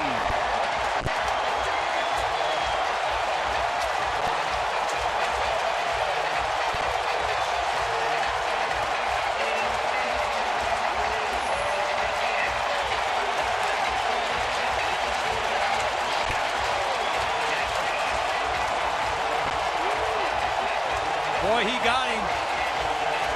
He threw him another fastball, and he was all over it. Little weak base hit to start this inning off. Going back over the sequence of this at bat, a fastball down and away. You see a high changeup up and in. Fastball, the challenge to him. You see a good breaking ball slider, then fastball by Yamon. Got it into his happy zone, and he drilled it. Cespedes with 26 homers in a regular season comes up with a big hit, and the A's are right back in this ballgame.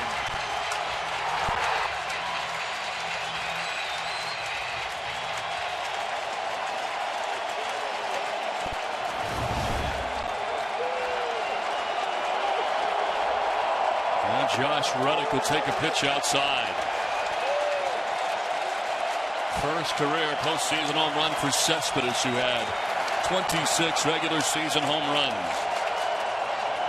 A swing and a miss as Reddick would like to follow it up here. They've hit 3 balls good all night, and Cespedes has 2 of them. Yeah, hit a breaking ball for the triple, and he hammered that fastball for the 2-run homer. Scherzer gave up 1 hit through the first 6 innings. He's given up 2 in the 7th.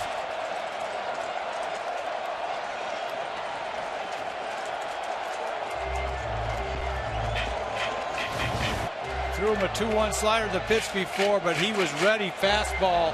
He was not going to get beat, and he lifts this ball way out of here.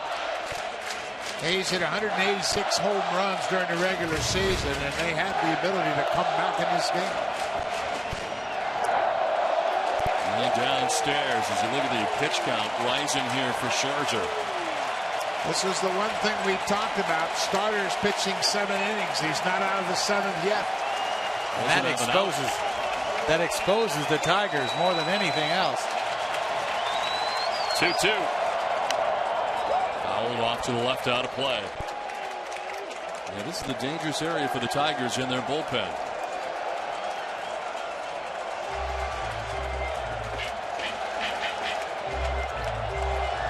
Reddick fractured his back, so he'll get a new one. Isn't it how big hitters come up with big hits in the postseason? Longoria's done it already this postseason. You're seeing the big hitters deliver because they're facing the best pitchers. And the big home run by Cespedes has made it a new game for Oakland. 2-2 to Reddick. Breaking ball is hit in the air to left field. Kind of fooled Dirks, but he now comes in on it and makes the catch for the first out of the inning. This is pretty much what the A's do. Nobody's hit any more home runs than they have in the second half of this season. So one down here in the seventh, and it brings up Stephen Vogt. Albuquerque, the right-hander, Smiley, the left-hander. They're both ready. Albuquerque with the nasty slider. Could have control issues, though. Vogt 0 for 2 in the game. As he takes strike one. It's lined out to first, flied out to right. I think they better keep the ball away from him. Anything that they've thrown inside, he's gotten to. Hit a couple of balls hard. Good cut there, but he fouls it back. Looked like he was on that changeup right there. Third at bat of the ball game, have a little better feel for velocity and arm action, and he had a pretty good hack at that changeup.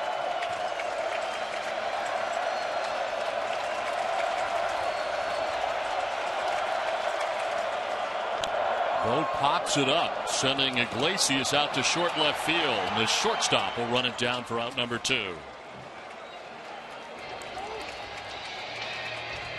So 2 down, and Derek Martin coming up here. Scherzer, after giving up the 2-run home run, gets both Reddick and Vogt. Now it's 1-2 with this bottom of the 7th inning. Now batting, first baseman, number 10. Oakland with action in their bullpen.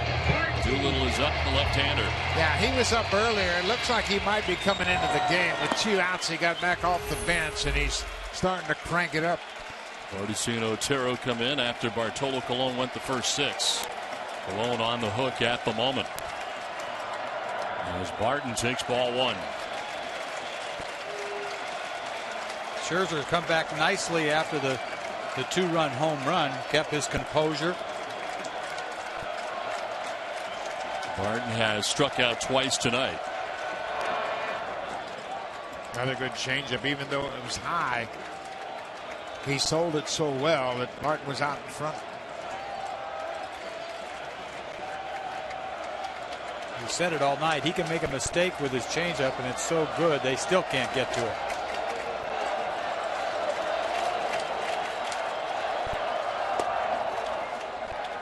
Called strike. Paint 95 down and away, tough to get to. Especially when you got that changeup in the back of your mind. Yeah, he's still got great stuff. Hasn't lost a thing.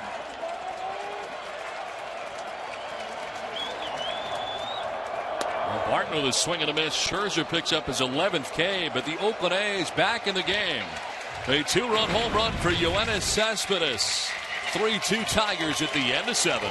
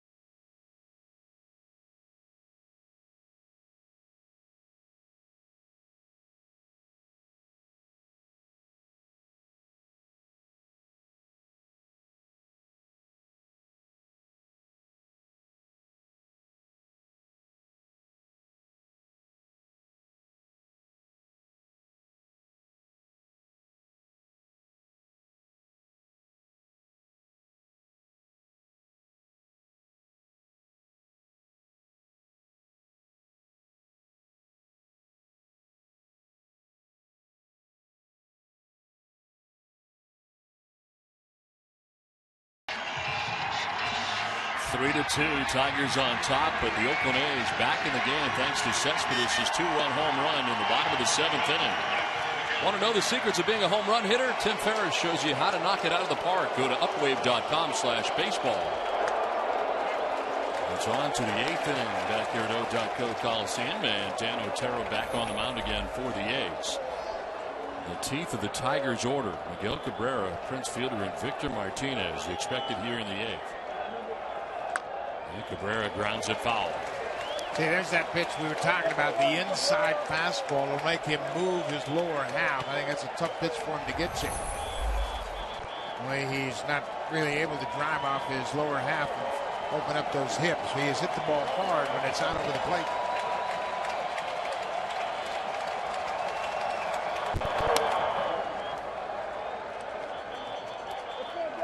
Otero enjoyed a 1-2-3 7th inning. And back out to start the 8th. Scherzer tagged to the 2-run home run by Cespedes after the infield hit by Brandon Moss. There's a ground ball to third base. Donaldson with a bobble, but with Cabrera running, has time to recover and gets him out. Cabrera not running well at all, and even though the bobble, Donaldson had time to still get him. Well, you see Donaldson, he didn't do this on purpose, but it's the right guy to do it. Ball clanks off his glove. He knows he's got all the time in the world to throw out Cabrera, and that's enough for Otero. Here comes Doolittle. Yeah, Donaldson never panicked. He knew exactly how much time he had with Cabrera running. Otero will leave. They're getting Cabrera. Does a nice job as he departs. Doolittle coming on in this 3-2 Tigers lead. Pitching change from Oakland.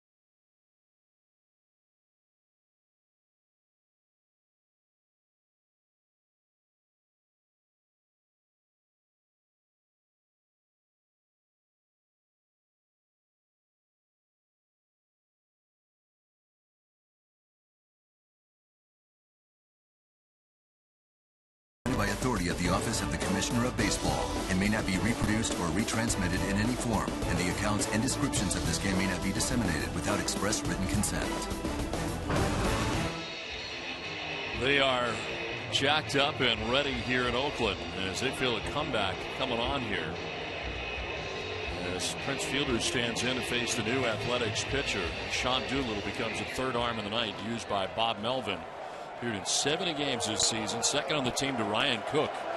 And 11 of his final 12 appearances were scoreless, dating back to August as the first pitch fouled back by Fielder. Doolittle's a great story. He was a former #1 pick out of the University of Virginia by the A's. He was a position player. He made the transition in 2011 to the pitcher's mound, and boy, has he taken to it.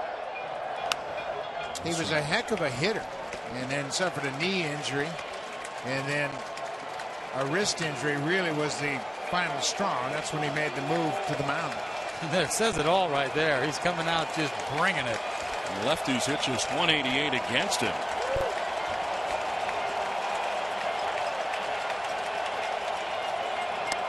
Elevates and not chasing his fielder. Yeah, he's got a big arm, and I think he has an advantage over most pitchers in that he was a position player, and he understands how difficult it is to hit. So he's bringing the fastball. Said, I got a good fastball. You're going to have to hit it. He's not trying to be cute. Everybody knows what he's dealing with, and he's going to bring you a fastball. And you got to get it going because it's quick. And Prince thinks he can get on top of anything.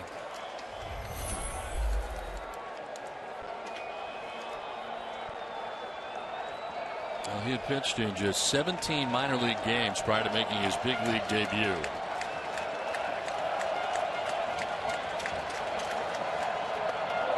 That is just away.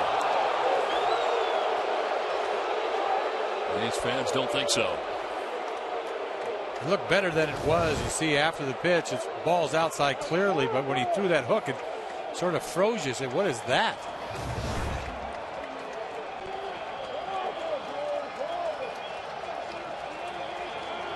Fielder after the 2-2 hits one high and deep to right center field. Crisp and Reddick will have room, and it's Reddick in front of the track for the second out. Prince almost got on top of that high fastball. Yeah, that curveball on the pitch before got him off the fastball just enough to keep it in the yard. So 2 down here in the 8th, and it brings up Victor Martinez. 2 hits in the game tonight, a double back in the first inning, and a single in his last at bat. He has scored a run tonight.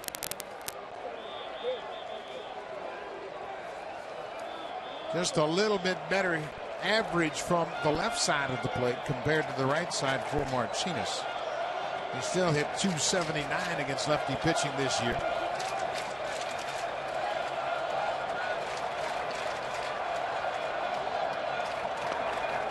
And it takes ball 1.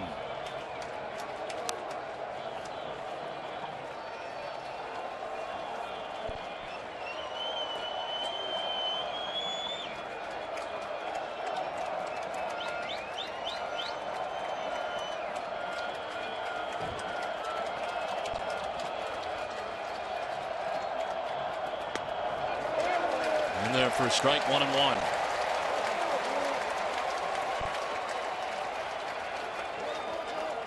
Scherzer with 118 pitches in his game tonight through the first 7 innings. He struck out 11, but gives up the 2-run home run to Cespedes in the bottom of the 7th. That has made this a tighter affair.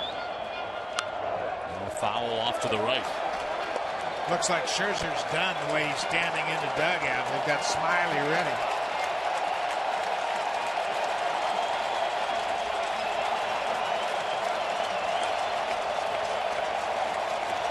Oakland pitching has retired 6 batters in a row.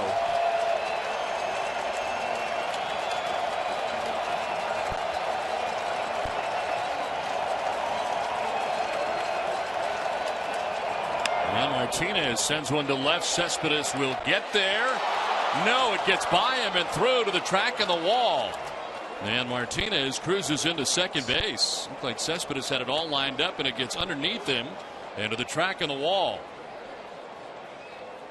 You would think at first look that he lost this ball in the lights because it's a medium fly ball. This ball's not stung at all, and he's there in plenty of time, and he turned his head at the last second and lost it. I think he did lose it in the lights. Yeah, the reaction, he got to it and then was trying to catch the ball because that ball was lost in that bank of lights above the Tigers dugout. And he was charged with an error out there in left field. It allows Martinez to reach second base. Cespedes was charged with 4 errors during the regular season. Well, Alex Avila trying to take advantage of this miscue. He's had a 2-hit night. Well, here's where the pitcher's got to pick up the defense. Ball was a routine fly ball. It was lost in line. But here's where Doolittle really has to make some good pitches and end the inning. Save that runner at second scoring position.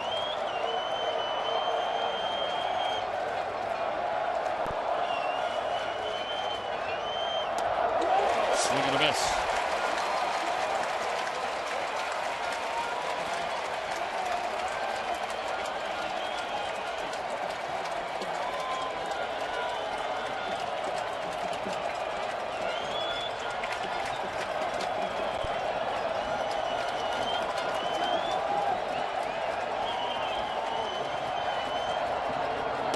That's the 1-1 for ball 2. See Martinez at second base. Reminds you of him getting thrown out earlier in the game. Such a big play right now in a one-run game. They could have opened the game up that inning. Who knows how many runs they would have scored. Reddick gunned him down in the 6th inning at the plate. Still had runners at first and third with 2 outs in the inning when Dirks popped out. Colon getting them out of that jam in the 6th inning.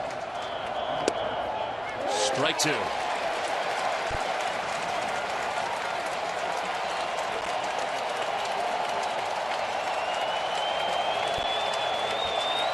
Avila had just 139 against lefty pitching this year, and obviously it's a huge at bat for the A's and Doolittle.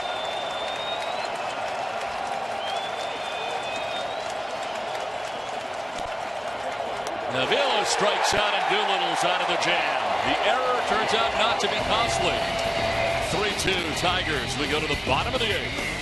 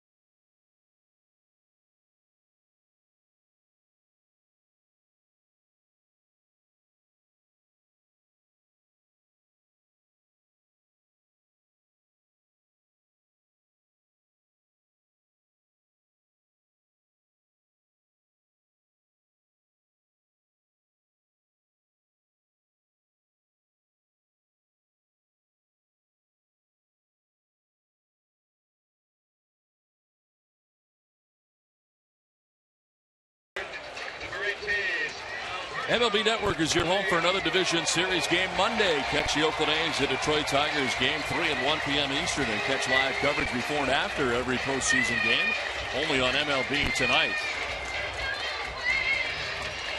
New pitcher on here for the Tigers as Drew Smyly checks in after 7 very good innings from Scherzer. 63 regular season appearances for Smyly, second on the Tigers in appearances, and led Tigers relievers in strikeouts with 81. The new third baseman as Miguel Cabrera has come out of this game. Ramon Santiago now in at third. Pinch hitter is Alberto Callaspo. Callaspo batting here for Eric Sogard to begin things here in the 8th. That great big hole between Iglesias and Santiago. Just hugging the line. No doubles. Yeah, that's an interesting alignment. I mean, obviously you want to prevent doubles, but boy, that's a big hole right there, and all he needs is a leadoff single. It's a one-run game. Oakland's at home. All they want to do is tie it up. Right.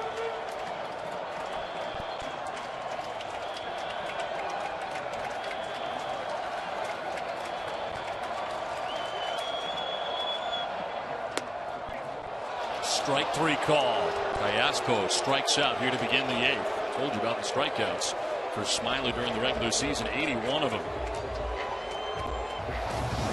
Callaspo takes this high fastball. Looked like more away than up. This ball catches the corner. Once again tonight, you never really know who's going to get rung up and when. One down for Coco Crisp, the top of the order. Coco was able to get on twice against Max Scherzer, both times walking after he struck out in the first inning. Well, Crisp is a much better hitter as a lefty hitter. 218 from this side of the plate, and that's why Leland went to Smiley. Knew he was going to get a pinch hitter, and now turns Coco Crisp around to his weaker side. And Smiley moved to the bullpen full time this season. 18 of his 23 appearances with the Tigers last year were starts.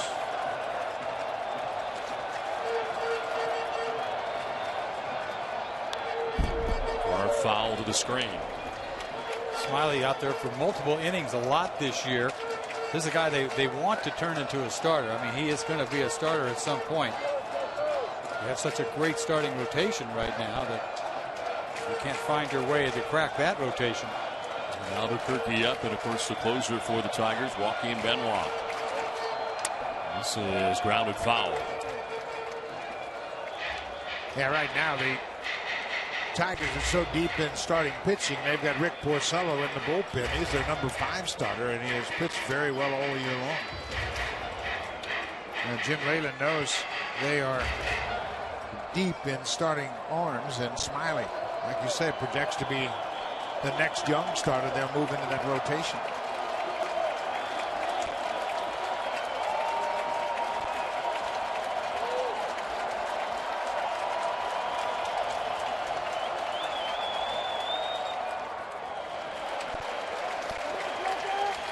Two balls, 2 strikes now to Coco Crisp.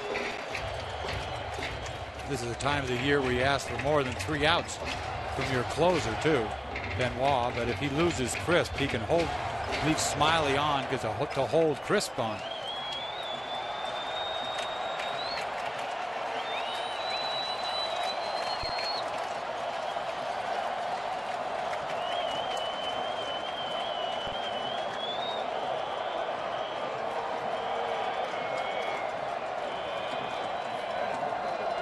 Balls, 2 strikes to Coco Crisp. 1 out here in the bottom of the 8th.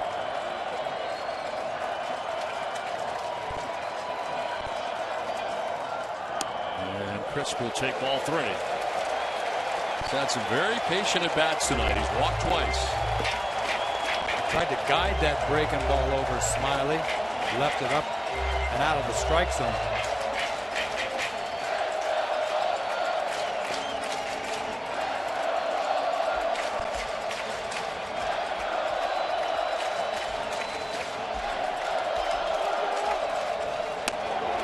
Ball 4. Crisp has drawn his 3rd walk of the night. So stay tuned for the postseason show on TBS, presented by Johnny Walker. Remember to drink responsibly.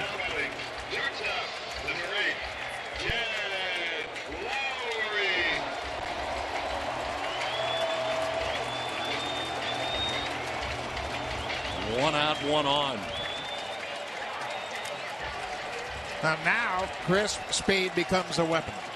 He represents the tying run, just 1 out, and he's going to try to get a feel for Smiley's move over at first. Lowry takes strike 1, the high strike call. He doesn't like it as he spins out of the box.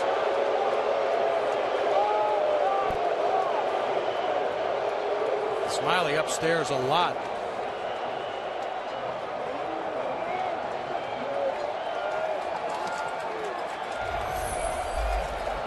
Lowry 0 for 3 in tonight's contest. He's grounded out twice and lined out.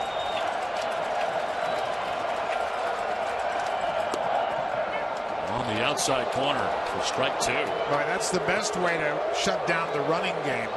Throw the first 2 strikes, and now you're limiting the number of pitches that Coco Crisp can get a feel for, and eliminating the opportunity for him to get a good jump. It doesn't take that long to deliver to begin with.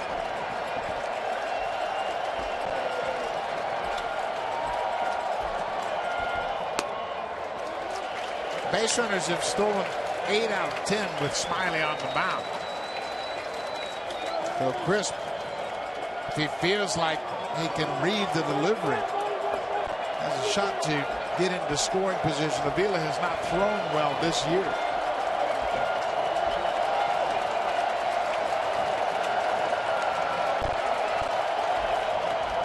Lowry does not swing, and it misses away.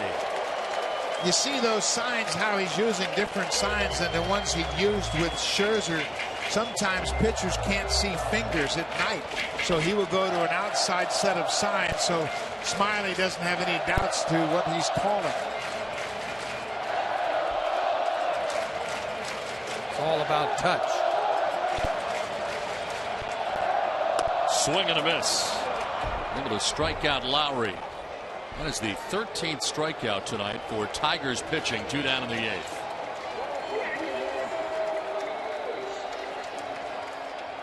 And Jim Leland is headed back out again. Leland's going to go to Benoit. Heck, as you mentioned, in postseason, they'll ask your closer to get you 4 outs, and he's not messing around. No time to be cute and save your closer for the night. So the closer coming in a 1-run game. Pitching change from Oakland.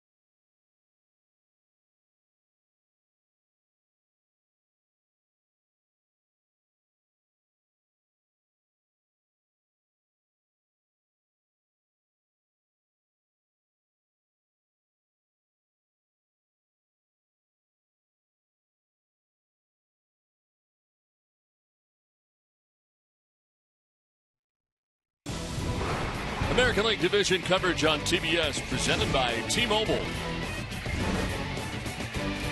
The closer for the Detroit Tigers, Joaquin Benoit, into the game. He had 66 games during the year, 24 out of 26 in save opportunities. Took over as the team's closer in mid-June after Jose Valverde faltered. And finished with the 24 saves. He had just 13 saves prior to 2013. And a 1.73 earned run average in save situations on the year. This is the guy they rely on late in games for dramatics, sitting at 328 from the 7th inning on. Josh Donaldson bats here with 2 outs in the 8th. The runner at first in Crisp.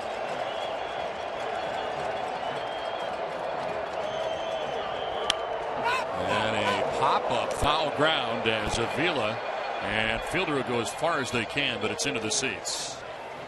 When you think of that 328 average, it's even more impressive than the number. Because from the 7th inning on, you're facing the specialists. You're facing the setup guy. You're facing the closer. So when you put up those kind of numbers, it tells you you got tremendous focus and discipline late in tough situations. Right there, he's swinging at the first pitch. He got a piece of cheese and he thought he could get on it. Benoit's got a nasty little split finger changeup. He can get it up there mid-90s too.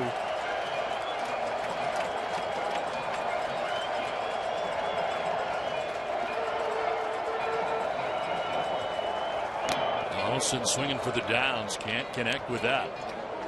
He's down 0-2. He's had trouble with the fastball tonight. Struck out twice in this game, but he's not alone in that category by any stretch of the imagination. And 13 strikeouts for Tigers pitching in this game. Their starter Scherzer had 11. Benoit is very deliberate to the plate. Base runners are 10 for 10 against him, and he really doesn't worry about base runners. He doesn't have much of a move, and he's very slow to the plate. Plus, now you got to think he's going to throw that Foch changeup. It could be in the dirt. Might be a good time for Coco to run right here. Well, he hasn't got a very big lead at all. Once you get to that grass, I guess he's got a pretty decent lead right now.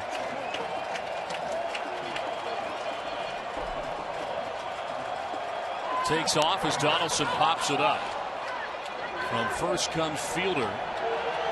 He'll put it away. And we are through 8 in game 1. The Tigers holding on to a 1-run advantage on top 3-2.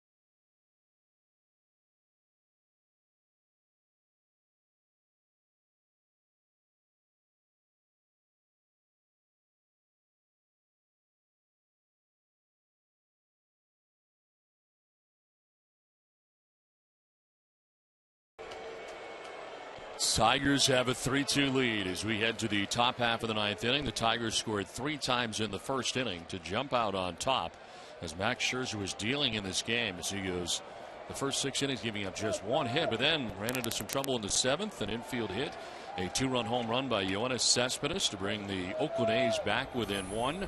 It is 3-2 Tigers as we start this 9th inning, and it's Omar Infante who leads it off and takes ball 1.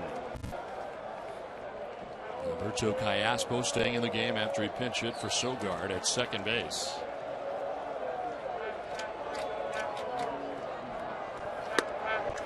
As Doolittle returns to the mound here for the A's.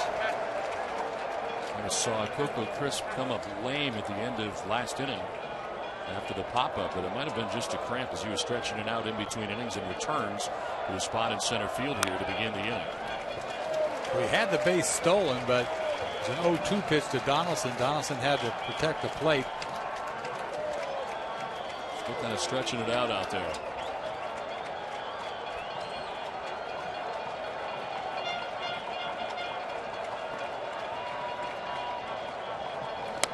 Infante takes ball 2.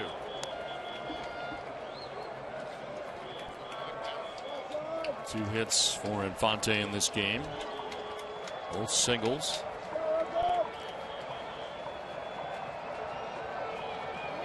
And a swing and a miss. Infante goes chasing for the first out of the 9th. Second strikeout for Doolittle.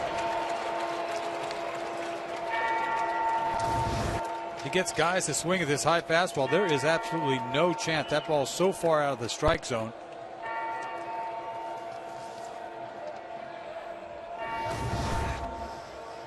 We're going to have a pinch hitter here for the Tigers, as Johnny Peralta is going to be pinch hitting here for the Tigers. This is an interesting move by Jim Leyland. He's getting his right-handed hitter up, but he's sacrificing defense in left field. Dirk's a very good defender, and he probably feels like this is an opportunity to get Peralta in a bat against the lefty. But in a one-run game, it's curious that he would take out the defense in left field.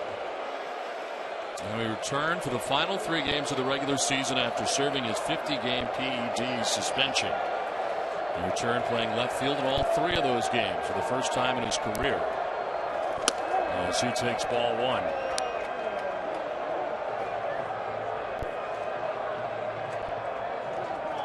Because you know playing left field for him can't be pretty right now. Now, especially in a one-run game. No. That's the curious part of it. And a called strike. He could put Don Kelly out there just to play defense, and this might be just an opportunity to get Peralta in at bat before he plays tomorrow, if indeed he's going to start in left.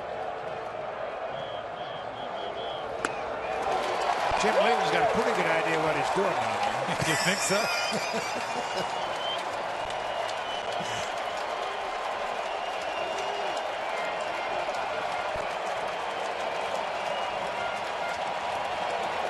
One ball, 2 strikes to Peralta, 1 out in the 9th. And again up top, but he doesn't chase.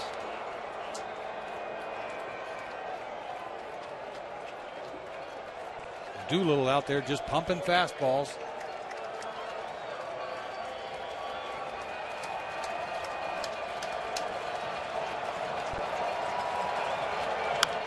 To right field as Reddick will get there for the second out. Well, American League Division Series coverage continues tomorrow on TBS with a pregame show at 4:30 Eastern. Then it's Game 2 of Tampa Bay Rays and the Boston Red Sox. Probables David Price against John Lackey, followed by our Game 2. Detroit at Oakland. Probables Justin Verlander and Sonny Gray. And Game 2 of this series, but a tight one here tonight in Game 1. And 2 outs in the 9th inning. Jose Iglesias 0 for 3. He's grounded out twice and lined out. Fouls it straight back for strike 1. Looking ahead to the bottom of the 9th inning for the Oakland A's. Brandon Moss, Yoenis Cespedes, and Josh Reddick. And again, Joaquin Benoit is already into this game. 0-2. Yeah, if you were Bob Melvin and said, okay, you got 3 guys to send to the plate in the 9th, down by a run, these would be the 3 guys.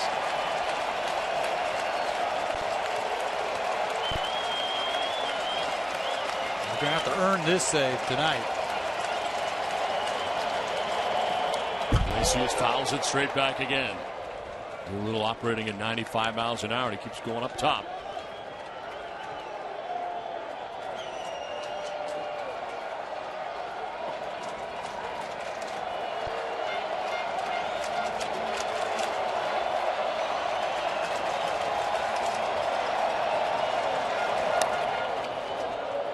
Too far up top that time.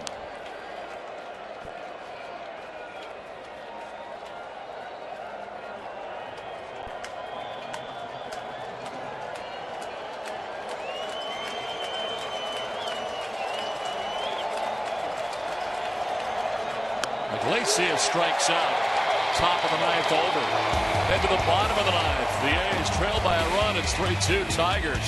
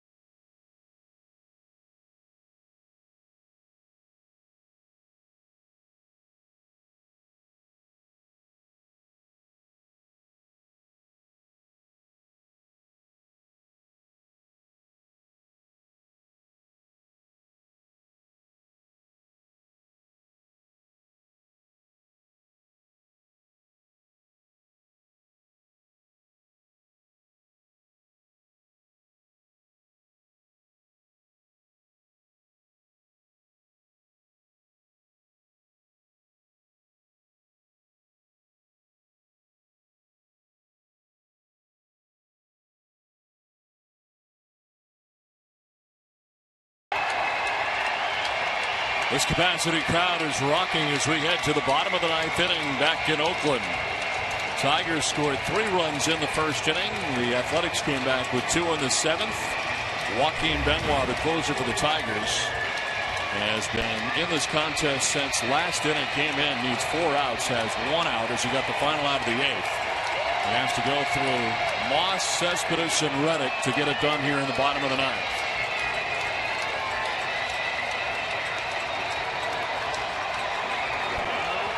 New left fielder is Don Kelly after Peralta had hit for Andy Dirks.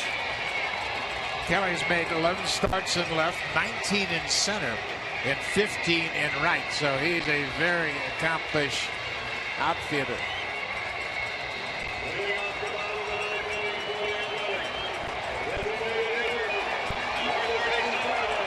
And Brandon Moss, who hit 30 home runs during the regular season, steps up to begin the bottom of the 9th. As loud as it has been here all night.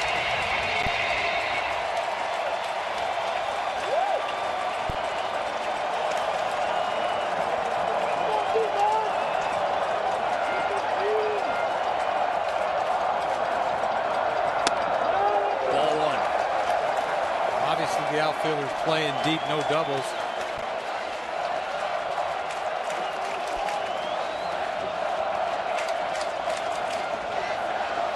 Nine times this season, Benoit pitched longer than an inning. Ball 2. Moss is keyholing right here, thinking about something he can knock out of the yard. He hit 30 home runs in a regular season. Oakland, 30 and 20 in 1-run games. Their bullpen strength has allowed them to stay close late in ball games, and once again, they got a chance to tie it up here tonight, down by a run.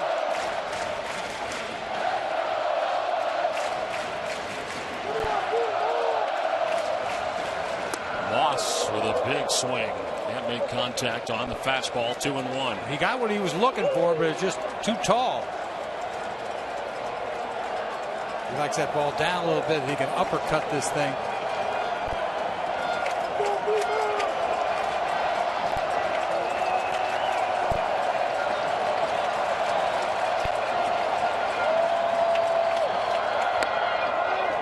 Strike 2. Boy, good late movement right there. Brought it back over the inside corner. Kind of hit the opposite location, and he gave it to him. I don't think he was sitting up inside there. Verlander will go in game 2 tomorrow as he looks on.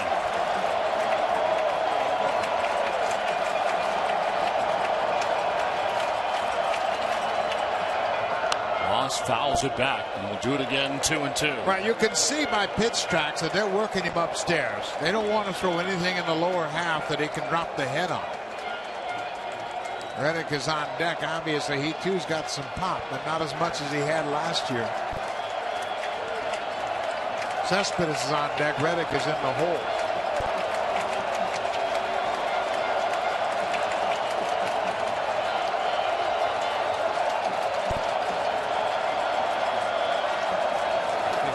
Around with that off-speed pitch. Stay upstairs again. 2-2 to Moss. And a swing and a miss. It gets away as Moss is headed to first, but he'll be thrown out to complete the strikeout as it kicked off Avila. And Moss is the first out of the bottom of the 9th. He did get him with that off-speed little split changeup. You don't see that happen very often. The pitcher throwing you out. The ball gets away from the catcher, but you see him. He started him off with the fastball up, then he went to that split finger down. 2-0 pitch. He threw him a high fastball right by him. 2-1 pitch. He gets that fastball in. He gave it to him. Foul ball, fastball, and then he gets him out on this little split change inside, and it gets away from Avila. And you see the pitcher. That never happens. The pitcher's throwing out a guy on a punch out. Strikeout 1-3. Never see it. 14 strikeouts for Tigers pitching in this game. Now, the Tigers set a major league record in strikeouts this season, and they've continued it right here in game 1 of the postseason. And Cespedes got him closer with a 2-run shot in the 7th. Here he is in the 9th with 1 out. Pops it up, foul ground as Santiago goes as far as he can, but it's back and out of play.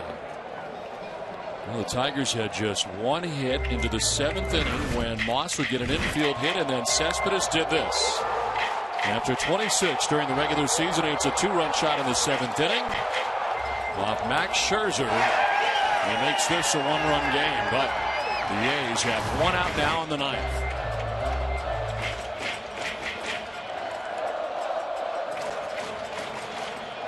He had Cespedes swinging at that fastball way out of the zone the first pitch.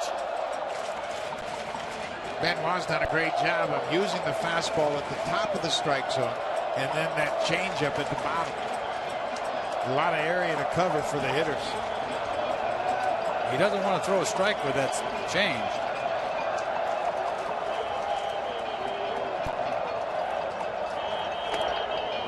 Swing and a miss here had him fooled. Boy, both Scherzer and Benoit now have used that changeup very effectively. Kind of uncharted territory here for Benoit in 14 career postseason games. He's only pitched in the 9th inning once.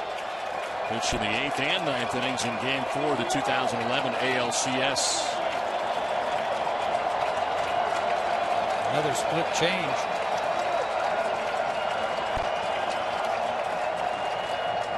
And Cespedes strikes out. 2 down in the 9th. 15 strikeouts tonight for the Tigers. Back-to-back changeups with the action on him, going straight down. He has Cespedes way out front. It's a tough pitch to hit when you got that 95 upstairs. 2 down in the 9th inning, and it brings up Josh Reddick. He has struck out twice and flied out to left field. Chipped in defensively with an outfield assist, throwing out Victor Martinez at the plate in the 6th inning. And he fouls the first pitch off. Alex Avila's had a rough night back there. He is been hit square in the mask a couple of times. With a high fastball once again, foul tipped. Doesn't take much off of it. And staggers him again. Knocks his mask off.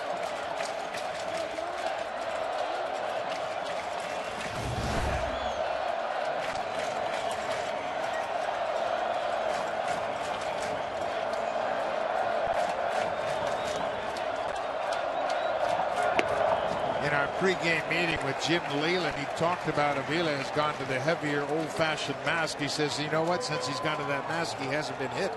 Well, he's been hit tonight. Should have never said it.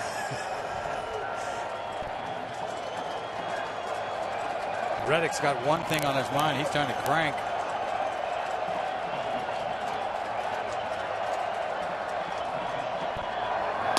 Takes the 1-1 for ball 2.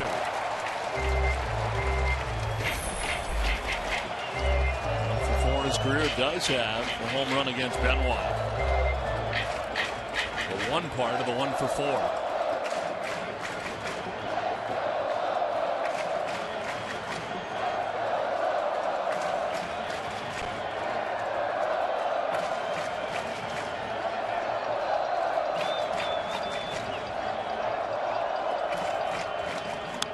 Fouls it back, and now the Oakland A's are down to their last strike with 2 down here in the 9th. Seth Smith has come out on deck. He would bat for Vogt if they get that far. Benoit's done a great job of keeping that fastball up.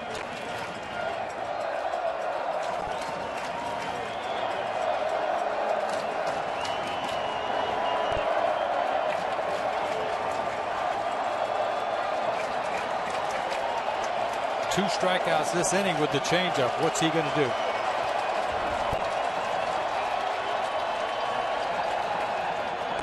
Reddick strikes out, and the Tigers have taken Game 1 of this American League Division Series.